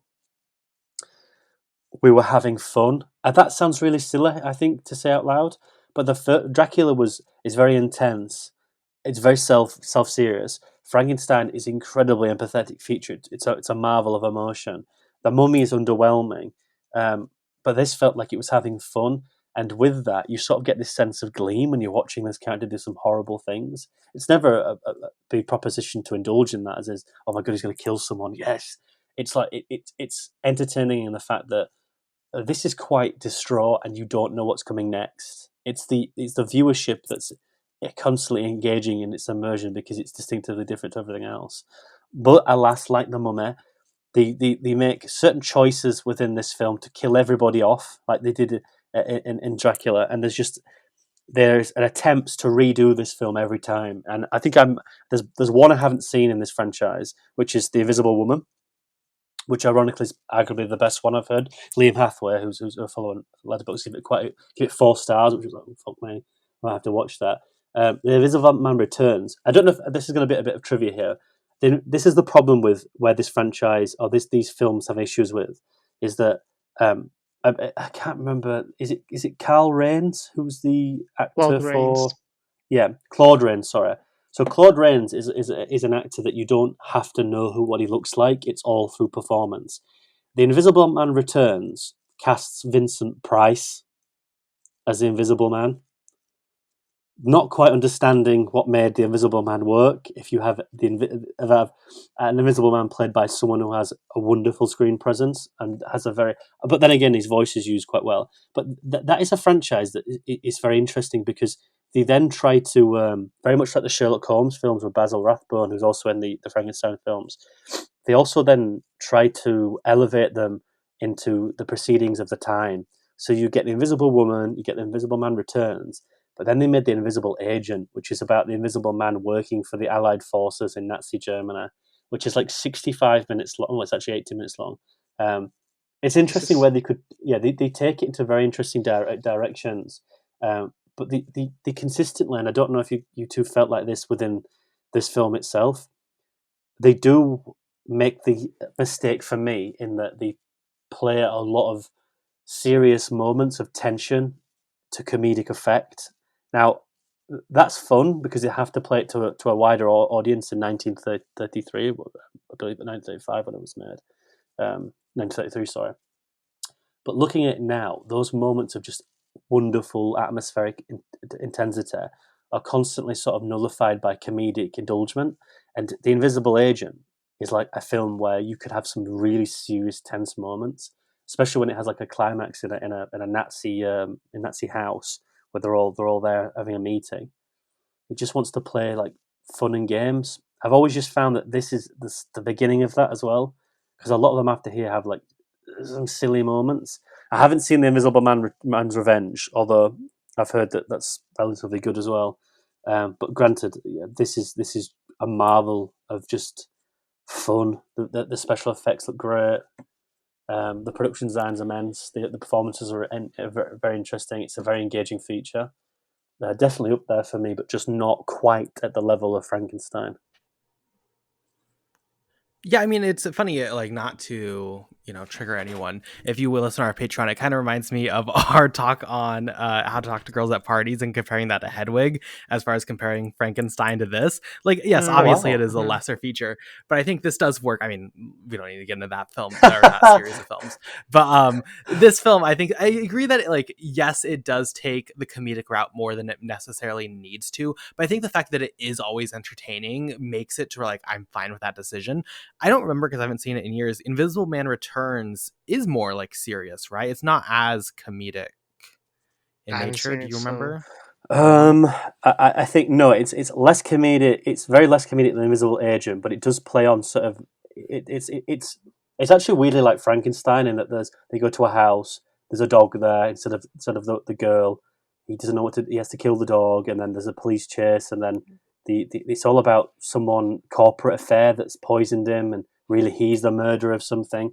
It's very much gets away from the idea of what made it just simplistic. Do you know that these films? Sure. These films want to add layers of not social commentary, but just like buffering of plot, where it's just, know that's what I found them to be. Yeah. But granted, it's not bad. It's just that if you're gonna have Vincent Price, don't cake him up in fucking ton of makeup without seeing him. It's like It's like Sure. having Tom Hardy with a Bane mask. You don't get the. I'm just joking, but there's reasons around it, isn't it? I'm sure. The point being, though, like the comedic sensibilities here, I don't think affects the future film's No, potential no, to go yeah. serious or go have fun. So, like, I don't know. I get that point, and it's always kind of like, what should a project be? I think is a really hard thing to ask yourselves when you're not the director, or you don't have a vision or whatever. Like, there's a way that this is far more serious and haunting as is, but it doesn't bother me that it's not, because what it's doing I find effective, if that makes sense. Might just still be shocking. That's the surprising thing about it. You're watching a movie that's very playful, and it still shocks you. Like I'll never forget when I watched it again last year for that adaptation. I saw it with my family. At one point, there's like a part where it makes a train full of people derail, killing Yes. dozens, maybe hundreds. And my sister just turned to me, she was like, "He's just very evil." And I think that encapsulates everything. Like, it's easy to not take the movie seriously. We've had a lot of Invisible Men that are just, kooky, weird, maybe even heroes if you watch freaking League of Extraordinary Gentlemen. Um, this one is just plain evil. It's just an evil man, and he takes joy out of it. There's the whole monologue that he makes when he's trying to convince one of his old colleagues to join him. We're just like, oh yeah, we'll start with some murders, things like that, and then we'll go bigger. And which is, the performance of Claude Rains, the tone and everything.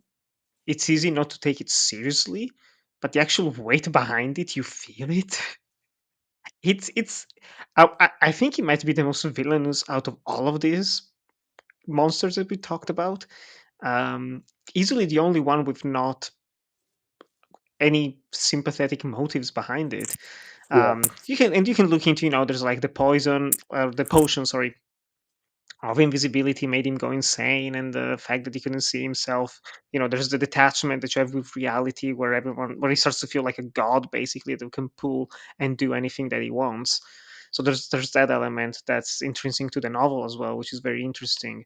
Um, but yeah, he's just a bastard. It's Just an interesting. absolute ugly man.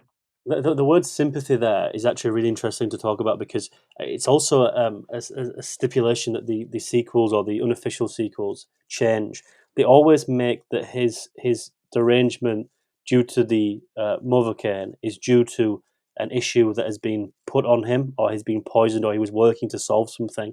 It removes Mm. the not necessarily responsibility, but also accountability, because in this one he does it purely for scientific research in order to get rich, essentially, isn't it? Like it's a personal investment that isn't put on him by anyone else.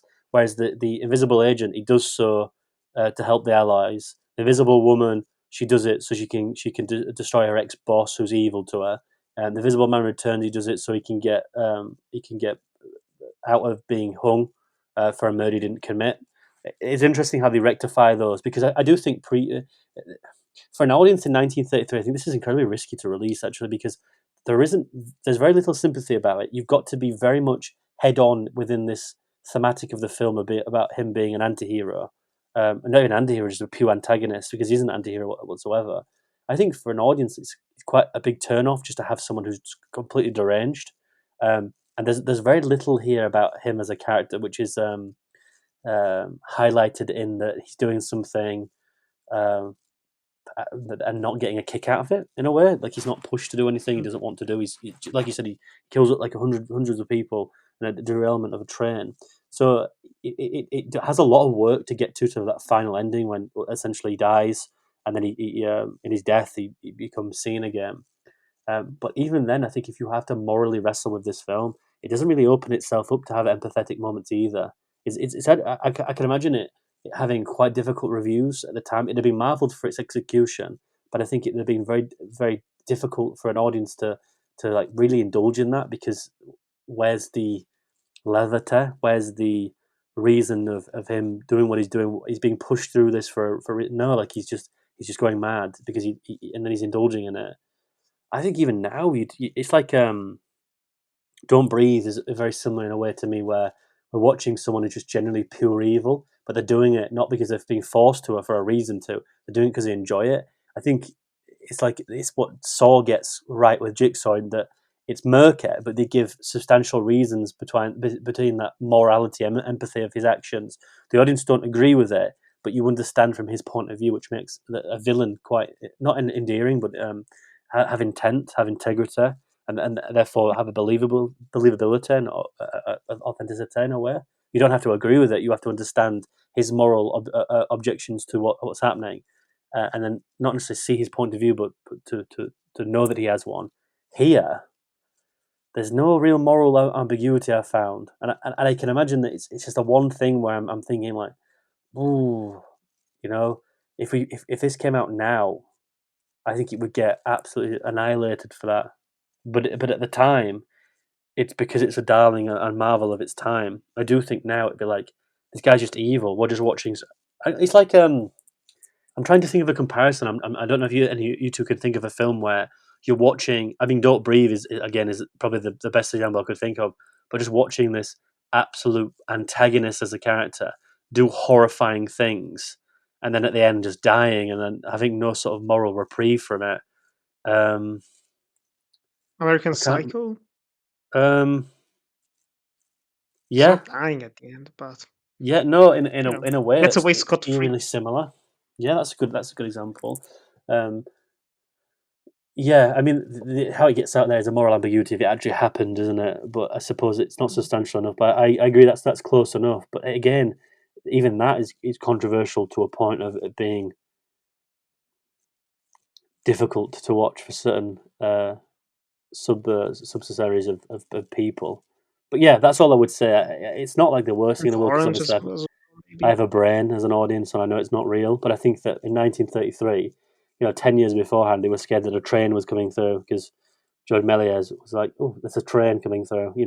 I don't know if it's George Méliès, but we didn't go to the moon in 1902. That's all I can say. Then again, you look at people now on Facebook who are watching stuff about fake news and stuff. It's interesting how, as a consequence, we've never sort of understood that cinema is a mirror into ourselves.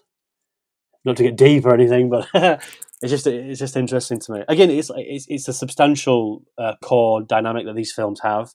There's a lot here because of the 90 years. There's so much to sort of digest. There's so much you can take away from culture, from society, and compare. That the longevity is insane. Especially this, I think this is still 30 years after the book was published in 1898 as well. So there's 40 years of the book even being there, which is even more crazy to be fair. Yep. Bored both of you to death there. I mean, it's crazy to think. It's crazy to think that like all these films that we're talking about, it's like a 3-year difference like of release, right? Like I don't know, there's so much here. Like I don't know. It's just insane. I would love to. I mean, imagine the experience of watching The Invisible Man in 1933 in the theater and just having seen nothing like this and just seeing him go. I mean, it must have been like wonder. I think that's one of my big takeaways and why like I enjoy it so much is this feels like true cinematic awe at times. I think very similarly to like when you were a kid. I didn't really have this experience, so I'm expressing this because other people have said it. But like when you're a kid and you first watched The Wizard of Oz, like truly, like there's this, especially when you have practical effects, right? Back this era of cinema hits different. There's just these scenes of these movies that are just like magical in the sense of what you're watching, and truly that cinematic wonder I think has been robbed of cinema so much in modern times. But like this is one of those, even now, even knowing the limitations, knowing how they do it as an adult, and obviously the darker side of the film, there's just a sense of like it is really fun because of that sense of wonder. I mean, I really appreciate that and enjoy that. And I think maybe that's why I'm able to overlook some of the maybe narrative flaws or some of the darker sides, and why I'm more appreciative maybe of some of the more comedic or like enjoyable, like fun roller coaster parts of the film, is because like it is kind of like a roller coaster, right? It is like fun. I don't know. It's really enjoyable to watch, I find. I agree with you as well. I think that you hear a lot of modern day filmmakers.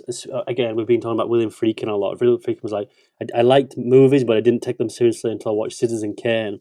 And I can understand why a lot of people would watch that and understand that there's another level of cinema. It's not just the genre pieces of horror, because ultimately that's why it survived during the 20s and 30s after the jazz singer and with the talkies coming to fruition, and these not so long afterwards. There's definitely a parallel there of going for the event, which ultimately is what we're doing now to save cinema in a way.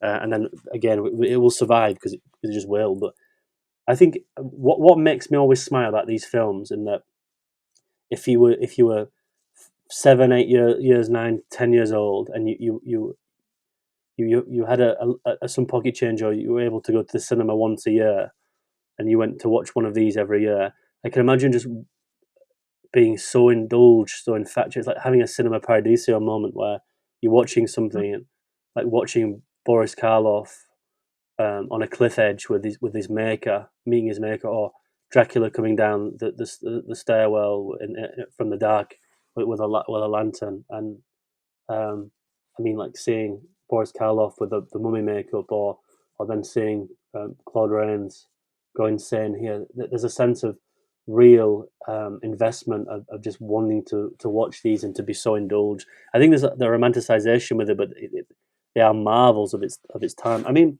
I think I remember reading an interview with Rob Zombie, and Rob Zombie was talking about these films and was like, they are untouchable. And he's modern day horror in his own way. He has his own spin, but he has original posters of Dracula and Bela Lugosi's sign and stuff like that. It's really interesting. And it goes out there.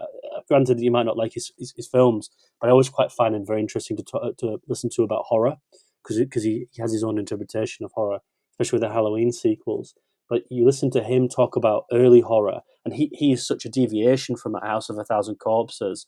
But you can still see the ramifications of watching Dracula when he could do on a 35mm at a road show showing. He talks about that, seeing the Frankensteins. He's like, he talks about it. I can't remember if he talks about, I don't know if fucking buzzword, but I can't remember if he talks about it on Joe Rogan, but he's on Howie Mandel's podcast talking about it again. But he does mention them and saying that they are fucking untouchable. And what people have never understood is that they work because they work so well. And that's why he doesn't like to go back and like remake things. But ironically, the closest he got was The Munsters, which I think is actually one of the most commendable films, because he gets that era, he gets that, because The Munsters is also an era in the 50s and 60s being influenced by the early Universal movies, but also like with its Draculas and its Frankensteins and its Bride of Frankenstein, but having its own spin on it. So undoubtedly, you can even trace that back to these films. I mean, everything is here with these in modern. It's not just horror though; it's modern cinema as well. These are really priceless artifacts in a sense of being untouchable. It's difficult to describe it any more than that. They really are spectacles within great influence. Perhaps maybe the most important of the important. Yeah, I think that opens up wonderfully. And if anyone has more about the Invisible Man, feel free to share. I'm not trying to end that conversation, but I want to end this with like an overall conversation about the Universal monster movies, their influence on cinema, on culture, on just in general thoughts on the franchise and how it affects everything. Because it is really, I mean, a lot of people talk about how influential they are with the horror genre. There's no denying that, right? Even to this day, we're feeling the effects in various horror movies. But just overall with like the culture of film, where do we see like the influence of these 90 years later? Where do they rest for you guys? I'll go very. I Go on, think. Nick. Go on. Oh, sorry. Go first, Jack. I'm gonna be. I've echoed this quite a few times, but just to be very brief, I think these are fundamental institutions within the medium of cinema. I think they are untouchable. They should stay untouchable. They should be re-engineered. They should be reintegrated within modern society in the fact that people can touch them and remake them. But these should be preserved for all of mankind. These films, especially these four, if not the fifth one with the Wolfman as well, and the Bride of Frankenstein, I'd say there's six of them really. Should be showcased to each and every generation. They speak about our society, our culture, in more ways that's more humanly possible to turn on the news. Often enough, they teach us lessons about ourselves. They teach us lessons about others, about how we proceed with our lives. What is the other? What is the difference between us all? Tons of thematics. But one very very important thing about these films is that they also gave voices to the to minorities at the time. They also give voices to the foreign people. Bela Lugosi, Boris Karloff, not necessarily Lon Chaney Jr., but undoubtedly Lon Chaney as well. They gave voices to people who were not Americans, and it's very interesting how that they were villainized on screen as monsters, but ultimately within their own craft, they were hailed as heroes. They were people who didn't have a Californian accent. They weren't from New York. They didn't come over from England. They weren't theatrical background. These were actors who were called Boris Karloff, Bela Lugosi. It all worked in the long run, but these were people who even people struggle now with those names or those type of temperament names of getting jobs in the US or being able to even access the US to begin with, or to be anything but Eastern European, or be Romani or stuff like that.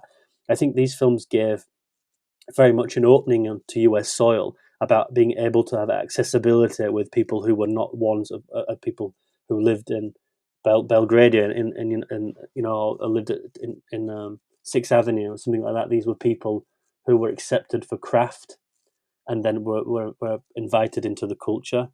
Uh, and then the problem with that is that not a couple of years later, you had the World War Two, which again has issues with the likes of Fritz Lang, who came over, wasn't able to really restart his career after giving people like Scarlet Street, Metropolis.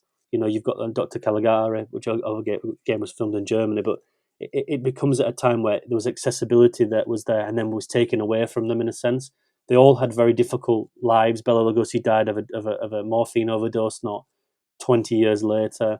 Boris Karloff ultimately went into very little. His last sort of big things with How I Hung, I think, which was 1940. And then he made Targets with Peter Bogdanovich, which anyone should watch out as well, which is very interesting. Lon Chaney Jr. died of a heart attack from drink. Lon Chaney died very early from a heart attack. And also then after that you have McCarthyism in the US. So it came at a very pivotal time for acceptance. And to just end it really to end it quite quickly here, because I know I'm going on, is that these films that are imperative within the medium and also the acceptance of the other. I think it's so important to reiterate that about people who look different, who sound different, not only contextually within the text itself, it's just Frankenstein, Dracula, the Wolfman, and stuff like that, but also intercontextual with having foreign names on posters, foreign names getting people into cinema knowing that it's not just a Fred Astaire and Julie Garland type of adventure. These are films that have accessibility to have different voices in and stuff like that. It didn't perhaps help that perhaps all of them were white, but it was undoubtedly a start to get One get a step at a time. diversity. Yeah, to get a diversity, and obviously things, pools start with drops of water, and I think these are imperative to have those discussions on still to this day, which accessibility and to be different on film, like Todd Browning did with Freaks. You couldn't do that now, in a sense of it wouldn't just get memed and tormented to death because someone looked different to you or sounded different to you. And granted, that's with disability; it's a different conversation, but it's in the same wheelhouse of difference on of finding someone on screen who sounded like you, who you could found who you could confined in a sense of secrets of being different. If that makes sense to anyone, I think they're just very important in that sense. Not even for me on a personal note. I just think there's people out there who in the 1940s, 30s, just indulged in these characters, knowing that they were different. They might be very, very different to you, but still, there's an acceptance of themselves, and the fact that they have such a home in the horror genre as well. They have an acceptance. They are in the upper echelon of horror, and they're not even cinema. Is quite heartwarming as well.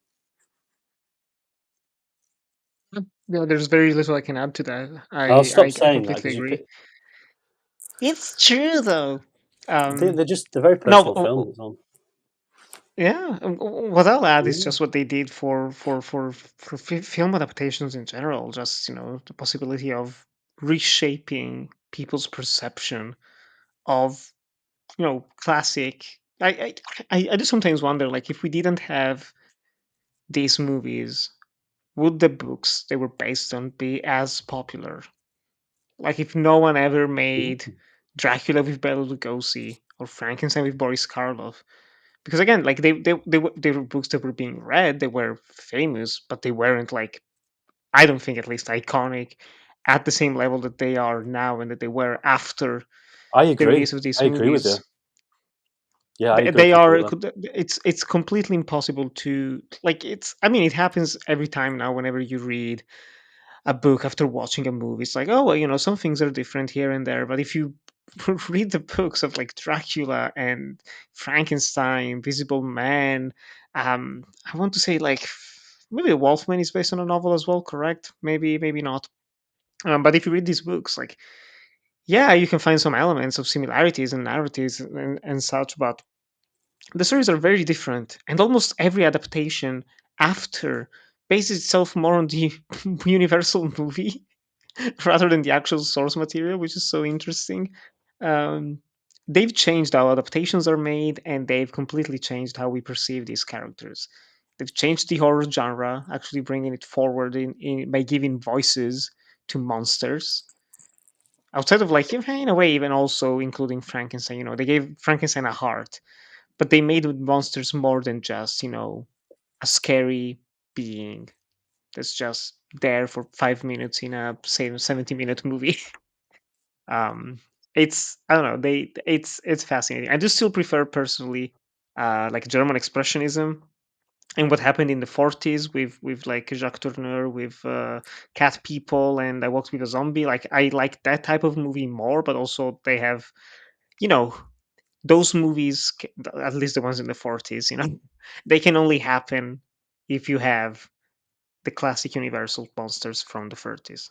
Like you don't get to I Walked with a Zombie without the Mummy. You don't get to Cat People without Dracula. Like those are all necessary steps, and I think that's part of the beauty of looking at classic movies, and which I'm so happy that you're doing this, Carson, with ClapperCast, or just shining a spotlight every month or so on some of these films. Is that we wouldn't be where we are now, for better or worse, for better or worse, but we wouldn't be where we are now with cinema as an art form without all of these films.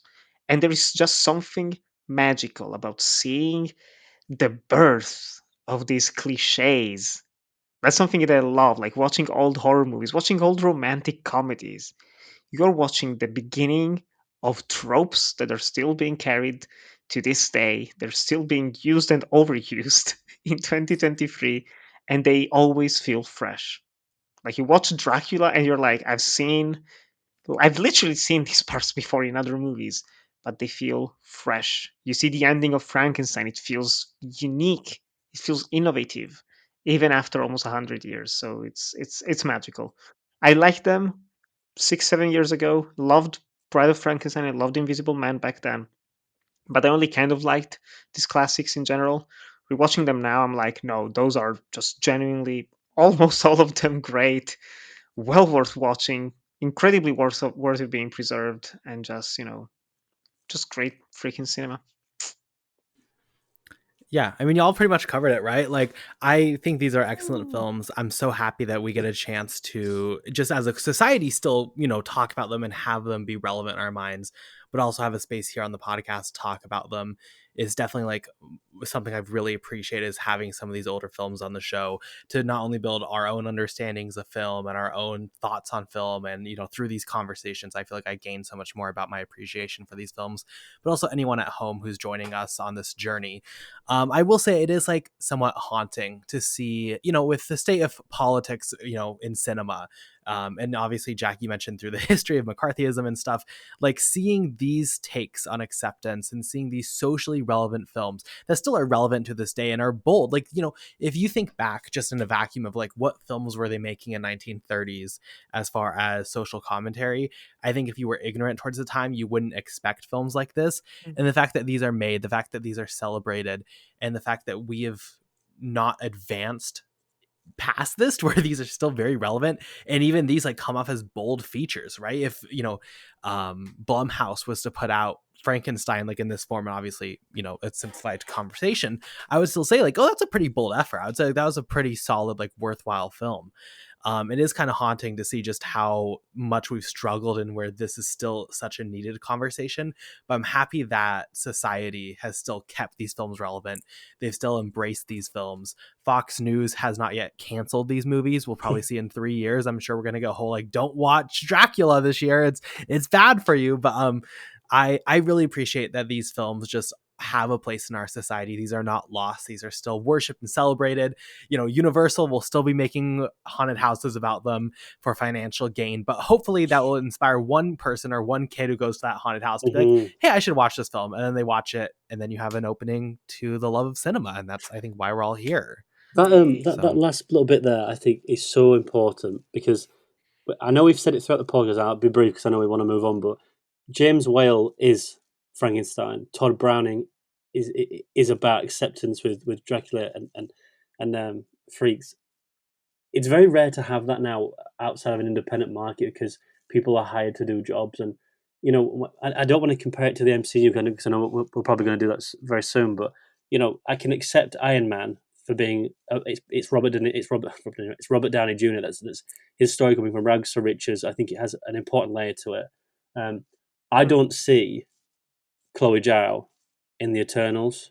I don't see Nia DaCosta making the Marvels, and I think that's such a detriment to those films as well as the characters, and also from the director because there's a lack of passion in them. These films were, you made one and you didn't make any money. You didn't make another one. Like there is such an interest to get everything on screen, and I think it's just more power to James Whale and Todd Browning for putting their, and thank God that their opinions were, welcoming and not hostility.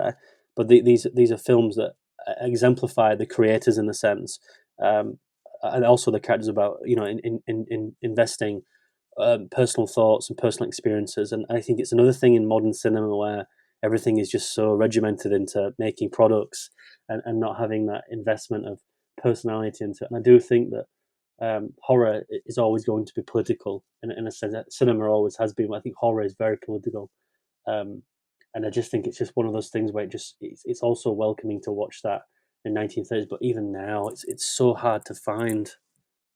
The one thing what surprised me about those two that era of films, especially the early ones, there's two things I would have been compelled to perhaps have done about those.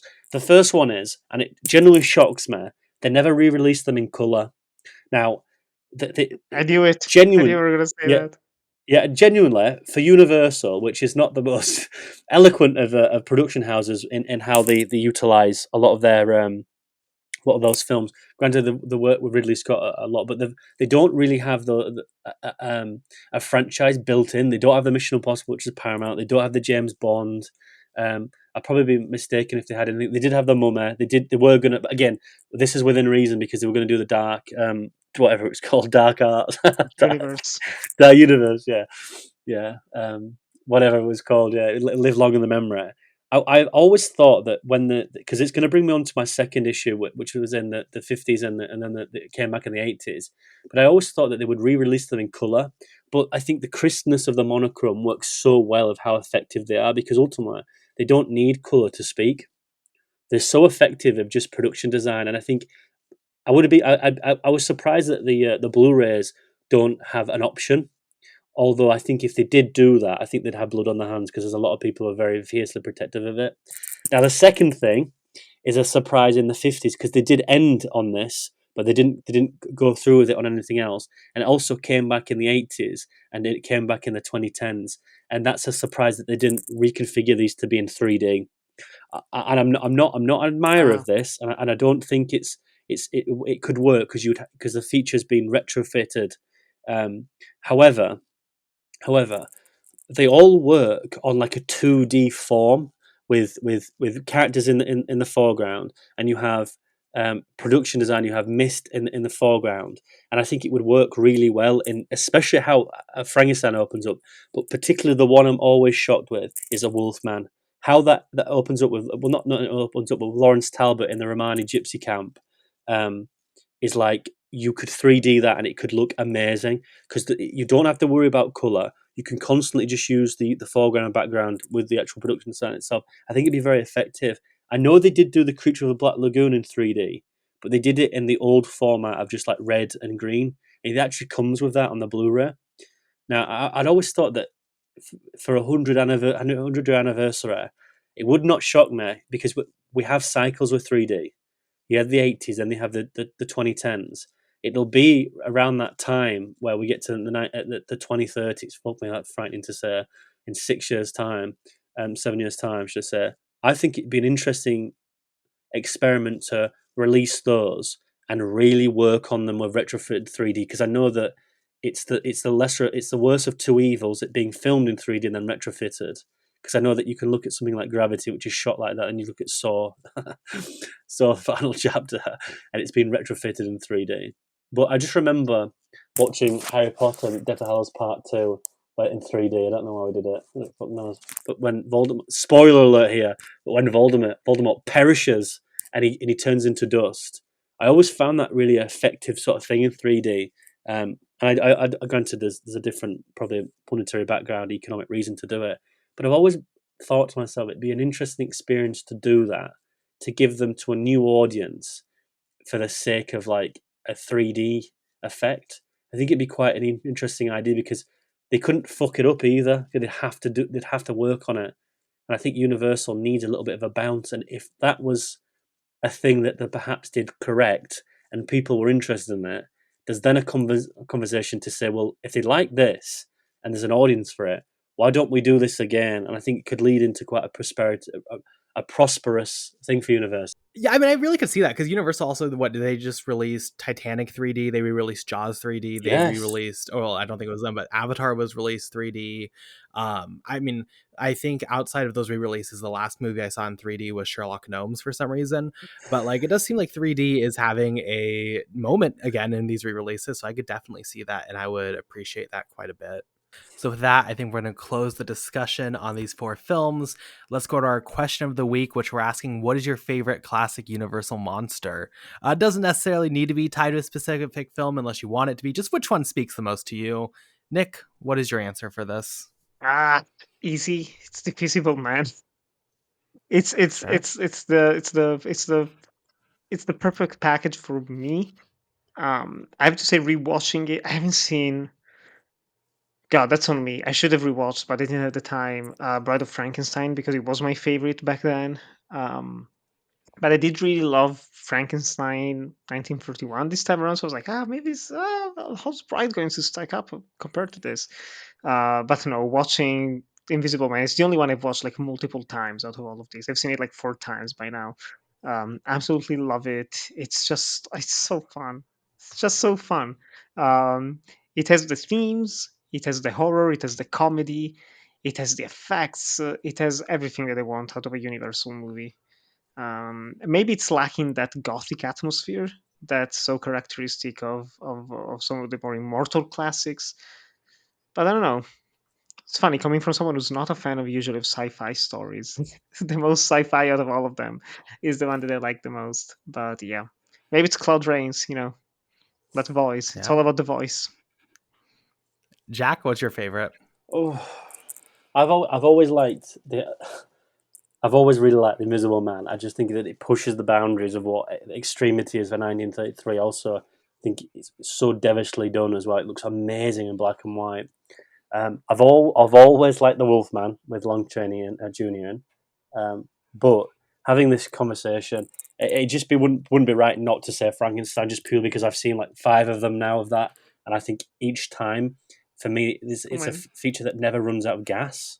Like I watched The Invisible Man, and I'm just like, I watched the sequel, I'm like, okay. I watched Invisible Man and I think, oh, okay. Then I watched Invisible Man's Revenge, and I'm like, okay. With Frankenstein, every time I watch it, it just never seems to run out of ideas, and it utilizes probably just the same stuff. But I find it just so engaging. The iconography is perfect. Half the time, you don't even have your lead actor in makeup, which is Boris Karloff and obviously Lon Chaney Jr. even talk. I just think how they get away with that and how it's so engaging. It'd be very unpolite for me to not bat for it once again. I don't think it needs to be. It doesn't need me in that corner, but yeah, undoubtedly, I think Frankenstein's amazing. I mean, there's a lot of areas you go with this Invisible Man we've all praised. We didn't talk about the Wolfman, but especially in the sequels, I think Lon Chaney Jr. probably gives the most consistent performance out of the entire Universal monsters. He's stunning as the Wolfman in those sequels. Having to follow his father as well is like crazy. Yeah. Crazy. It's insane. But for me, obviously, the answer is Frankenstein. I think, as with everyone should, and everyone probably does, I get very like personal about cinema and very territorial at times, where I'm like, oh, that film speaks a lot to me and means a lot to me. And the Frankenstein films absolutely do that for me. I think these are, pair, and I think the entire franchise is really fun. I appreciate in the later ones how comedic it gets every time, because you have to like quote unquote kill him off, but then he's going to come back. So it's like he gets trapped in mud, or he gets trapped in ice. Like every time he gets trapped in something, I really appreciate the comedic effect there. But those two first films, and James Whale, I mean, entirely, is just one of the most like personally just like inspiring, moving filmmakers to ever exist. And there's a series of those. We've talked about a lot of them on ClapperCast.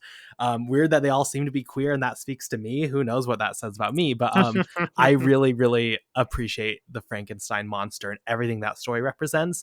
And that's why, like, both for good and bad, if you have a Frankenstein narrative, I'm going to be very judgmental of it. And that's why, like, I think I'm going to struggle a lot with Del Toro. But then also there's times where you take that narrative, I'm also prone to liking it. So like Birth/Rebirth really did a lot for me. It's like, I don't know, it's a narrative and idea that means a lot to me personally. And that's the power of cinema. And the fact that we're getting this from a horror film 90 years ago, it just speaks to like the power of it. So I really love Frankenstein. So I'm going to throw that out. With that, let's talk about some films we have seen recently with our rapid reviews. I have quite a bit, so I'm going to go very quickly through them. The Mission, the new documentary by the people who made Boys State. Very, very impressed by this. I thought Boys State was like very fun. This one, I think really they're able to focus their efforts and their voice to create something really worthwhile and poignant, and also quite bold with how it attacks. You think with a story, it's about the guy who went to a remote island to try to be like a Christian missionary, and the tribe killed him. And you think like, oh, it's kind of dangerous. I don't want you to like, suggest that this guy might have been in the right when he's very much so in the wrong. But I think it's very explicit in what it's trying to say, and very good. I'm a Patrick Wilson fan. Of course, I had to finally watch Insidious: The Red Door. I know you both saw it and liked it. I was really impressed.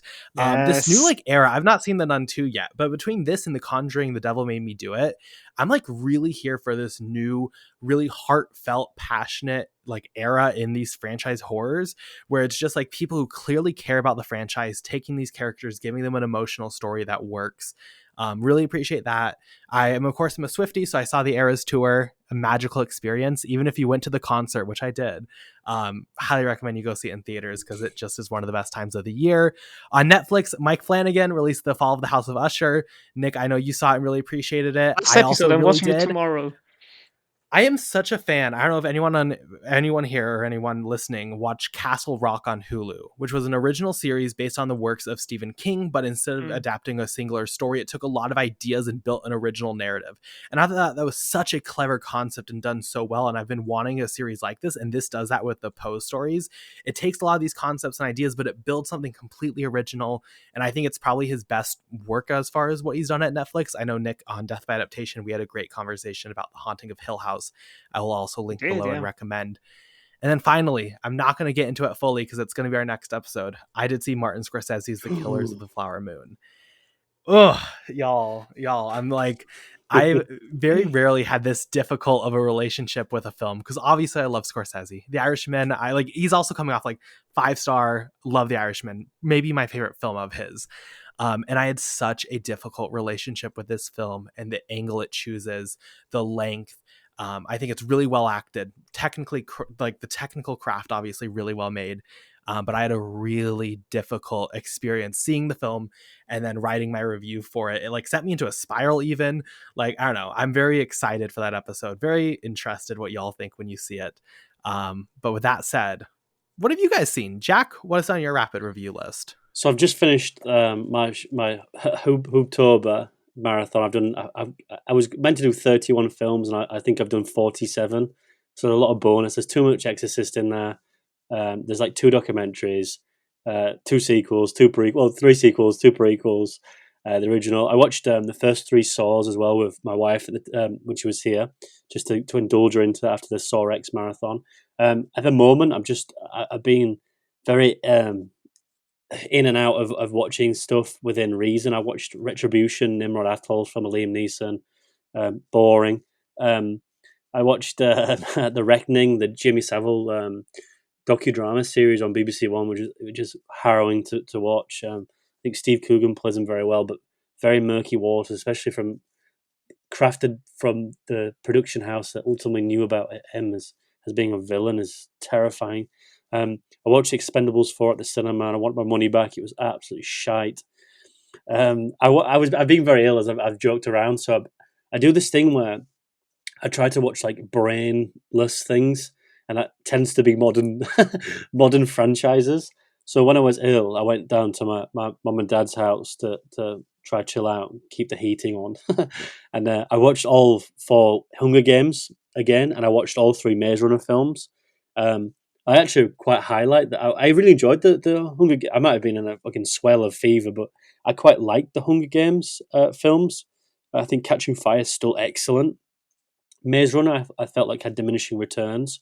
I watched The Haunted Mansion on Disney Plus. Didn't think anything of it. I watched Equalizer 3 the other night with my parents. Didn't think much of it. I was forced to watch Cabaret for Gems, which was like which was fine. I felt, but I'm just in the midst now of starting Bob to prep. Fosse one. Yes, yeah. There's 3 hours of it. I did it at 11 o'clock last night, and I didn't end until 3 a.m. and I'm not very well, so it was difficult. But I'm just starting to gear up during the Noir November. I'm actually going to do it this year. I'm going to do Halloween October, Hooptober, Noir November, and I'm also going to do documentary to December, just because I want to get some shit off my watch list. So I've got I've got 24 films for documentary December. I've got 38 films for noir. So I watched Maltese Falcon. I watched Michael Winner's Marlowe films, Farewell My Lady and The Big Sleep. Then I watched the original Big Sleep with Humphrey Bogart. But if anyone follows me on Letterboxd, have a look at that list. It's full of really good stuff. A lot of Bogart, but a lot of like Fritz Lang, Robert Mitchum, James Cagney, Edward G. Robertson, a few Orson Welles, The Lodger, which is a remake of the Alfred Hitchcock Jack the Ripper film. Some really good stuff. Some stuff I want to watch. Kafka's on there by Soderbergh, because I said I'd watch it for Gems. Otto Preming's on there. There's some really good stuff. Sunset Boulevard, Strangers on a Train, Hitchcock. So there's some really good stuff on there. I want to get through some really good classics. I'm just on an absolute binge of watching something. Okay, and Jack, you need to stop. I don't know if you saw my letterbox. This is the second time in like 3 episodes that we individually watched an entire franchise, because this past like 2 weeks I also rewatched all the Hunger Games. So you just need to stop that, because what did you think? Very weird.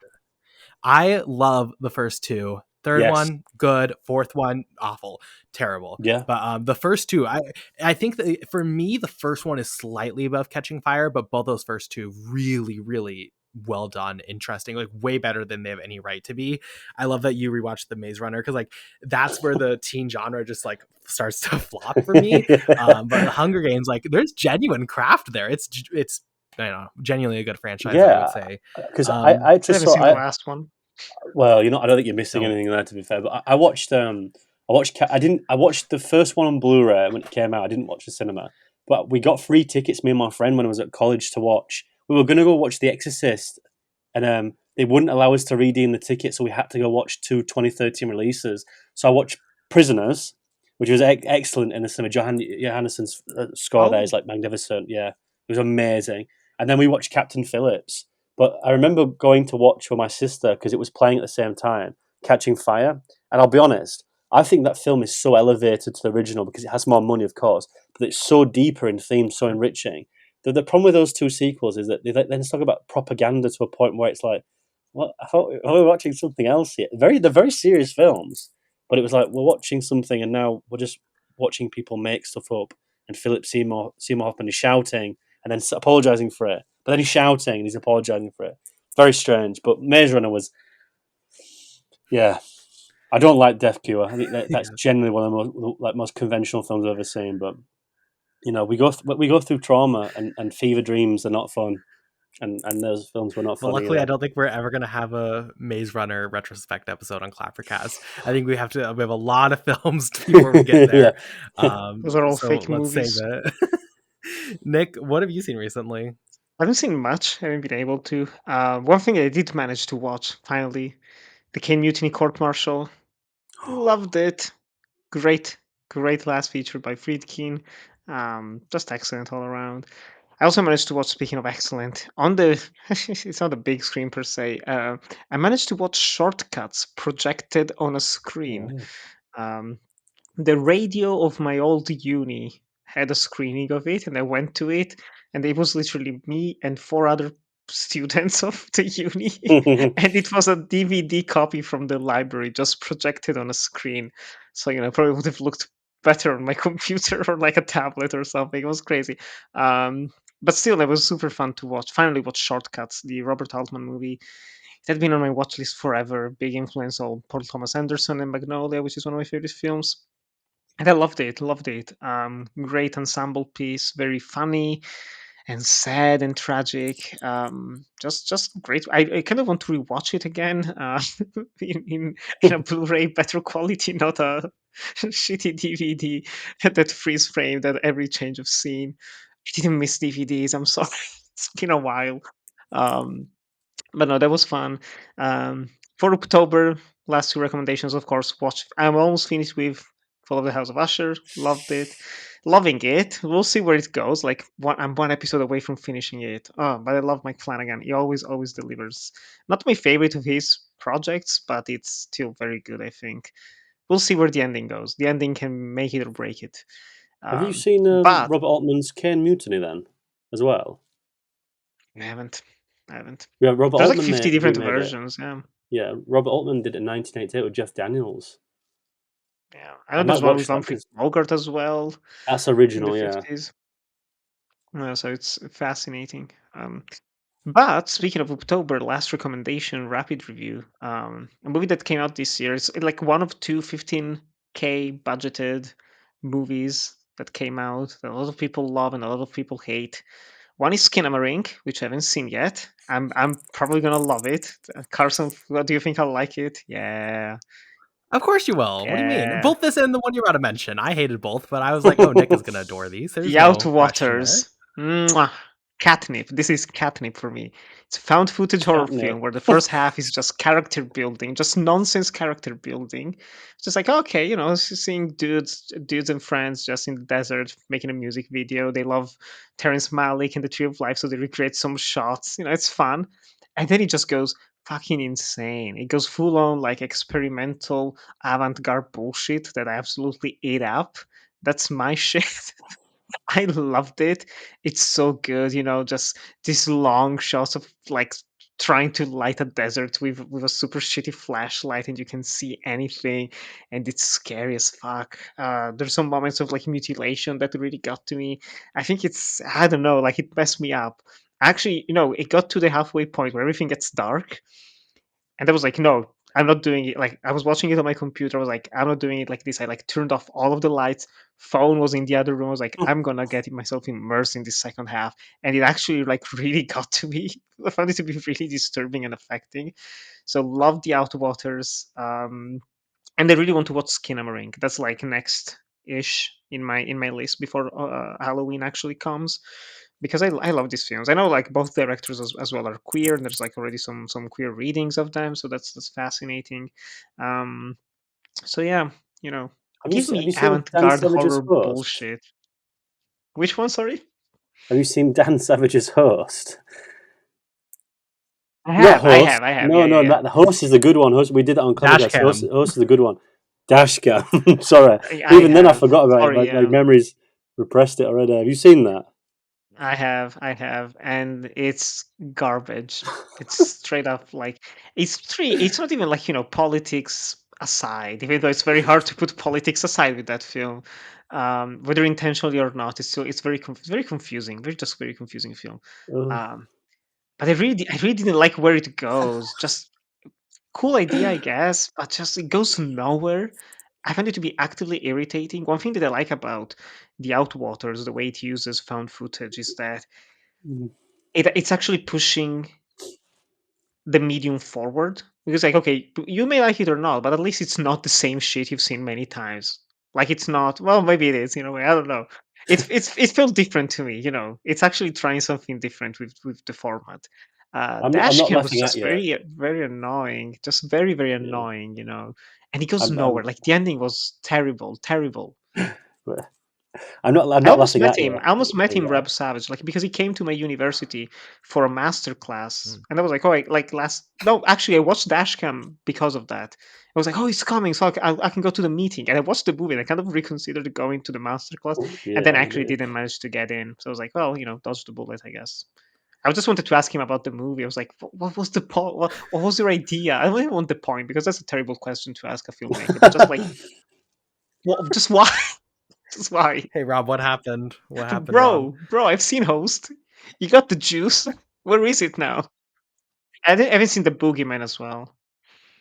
Well, that's what I'm going to say. I think for longtime listeners of the podcast, one of the saddest narratives was us all in 2020, height of the pandemic, watching Host and being like, wow, this is great. I can't wait to see what this guy does next. Like, we found the next horror creator. Oh. And then Dashcam came out and it was like, oof.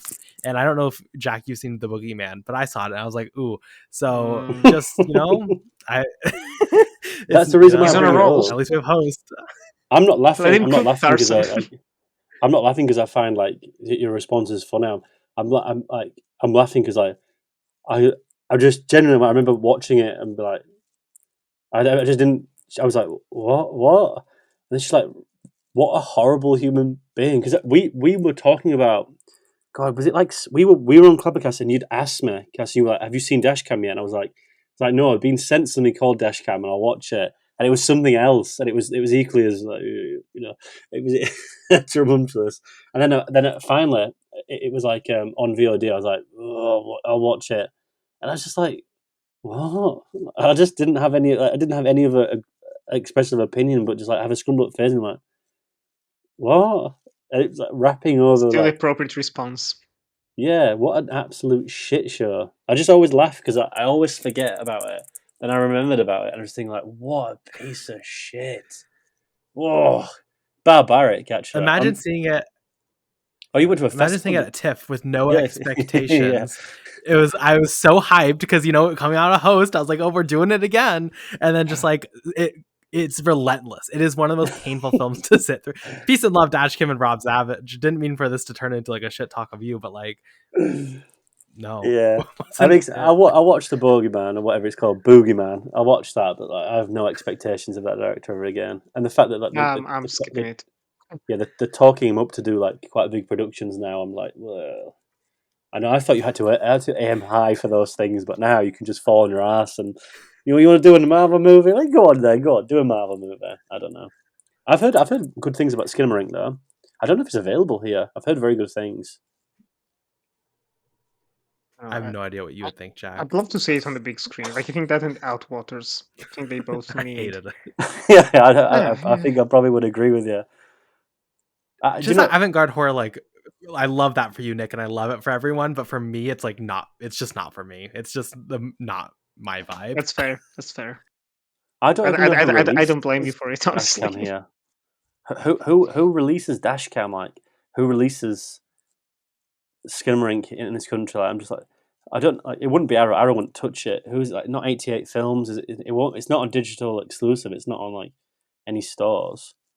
I mean, I'd be surprised it's even fucking available. Is it on Shudder? Oh god, that's not a bad shout. I think Shudder might actually be it. I mean, Skinamarink is a Shudder original, so it's on Prime here. Oh, yeah, is it? Prime Video. Oh yeah, it is on Shudder. Yeah, I don't have. Well, Jack, before you can watch that, you do need us to watch Bones and All. Let's be clear. Oh, So I know. Keep on forgetting. Let's keep our priorities. You haven't seen Bones at all yet, Jack? No, I've been watching What are you stuff doing? like shit. Okay, I've been watching Maximum Overdrive, which was a man on cocaine made a film. I find those more exhilarating. I want to watch a 1930s film that no one's ever seen. I had this thing a month ago where I'm just going to watch something that no one's ever seen. I was like, is it under 1,000 views? Let's get it on. It's like, they were interesting experiences because most of them were shite. But, I can't wait to go through this not Marvel. It's on the brain now. Monsters Studio Comes, whatever it's called. No one said that throughout the podcast, so no one will find that funny aside from us. Like Nicolò, very, very, very dark. Yeah, I'm gonna watch more Marvel. We need to move on. I've said it twice now. I'm gonna watch more Universal Studio monster movies. I'm gonna watch some more Godzilla. I'm gonna do my Noir November. I'm gonna have a peaceful time, and I'm gonna watch a few more big movies that I watch, Bones and All. I think I've got. I'm going to watch Bottoms, Theatre, Camp, whatever it was. There's some comedies in there and stuff, but big hitters have been done absolutely nothing for me. I'll go watch The And you're Creator. gonna watch Scorsese. Yes, I am. Yeah, I might go watch it tomorrow morning. I Hey. can't watch it in the evening. I'll die. I haven't been out in public. Jack, for if you're so excited for the Marvels, we can always do the Marvels instead of Killers on the Flower Moon on the pod if you want. Like, no worry. I think I'll Double have feature to with disagree with that Captain just because the Marvel. audience out there doesn't want that either. Nobody. I've heard Miss like Marvel. they've changed the poster of that young girl in it because people were like, he doesn't look like the same person. So that they retouched up the poster for her head to go like that and her smiling. It's like, are you really gonna like be conquered by some fucking incel? Sorry, but like, maybe we should end this, guys, before we get. Yeah, I think a message of this podcast, if you take everything and boil it into one, is that the classic Universal monsters are good movies and you should watch them. Yes. Let's end this by finding, if you want more of our rambling, where can we find us on social media? Nick?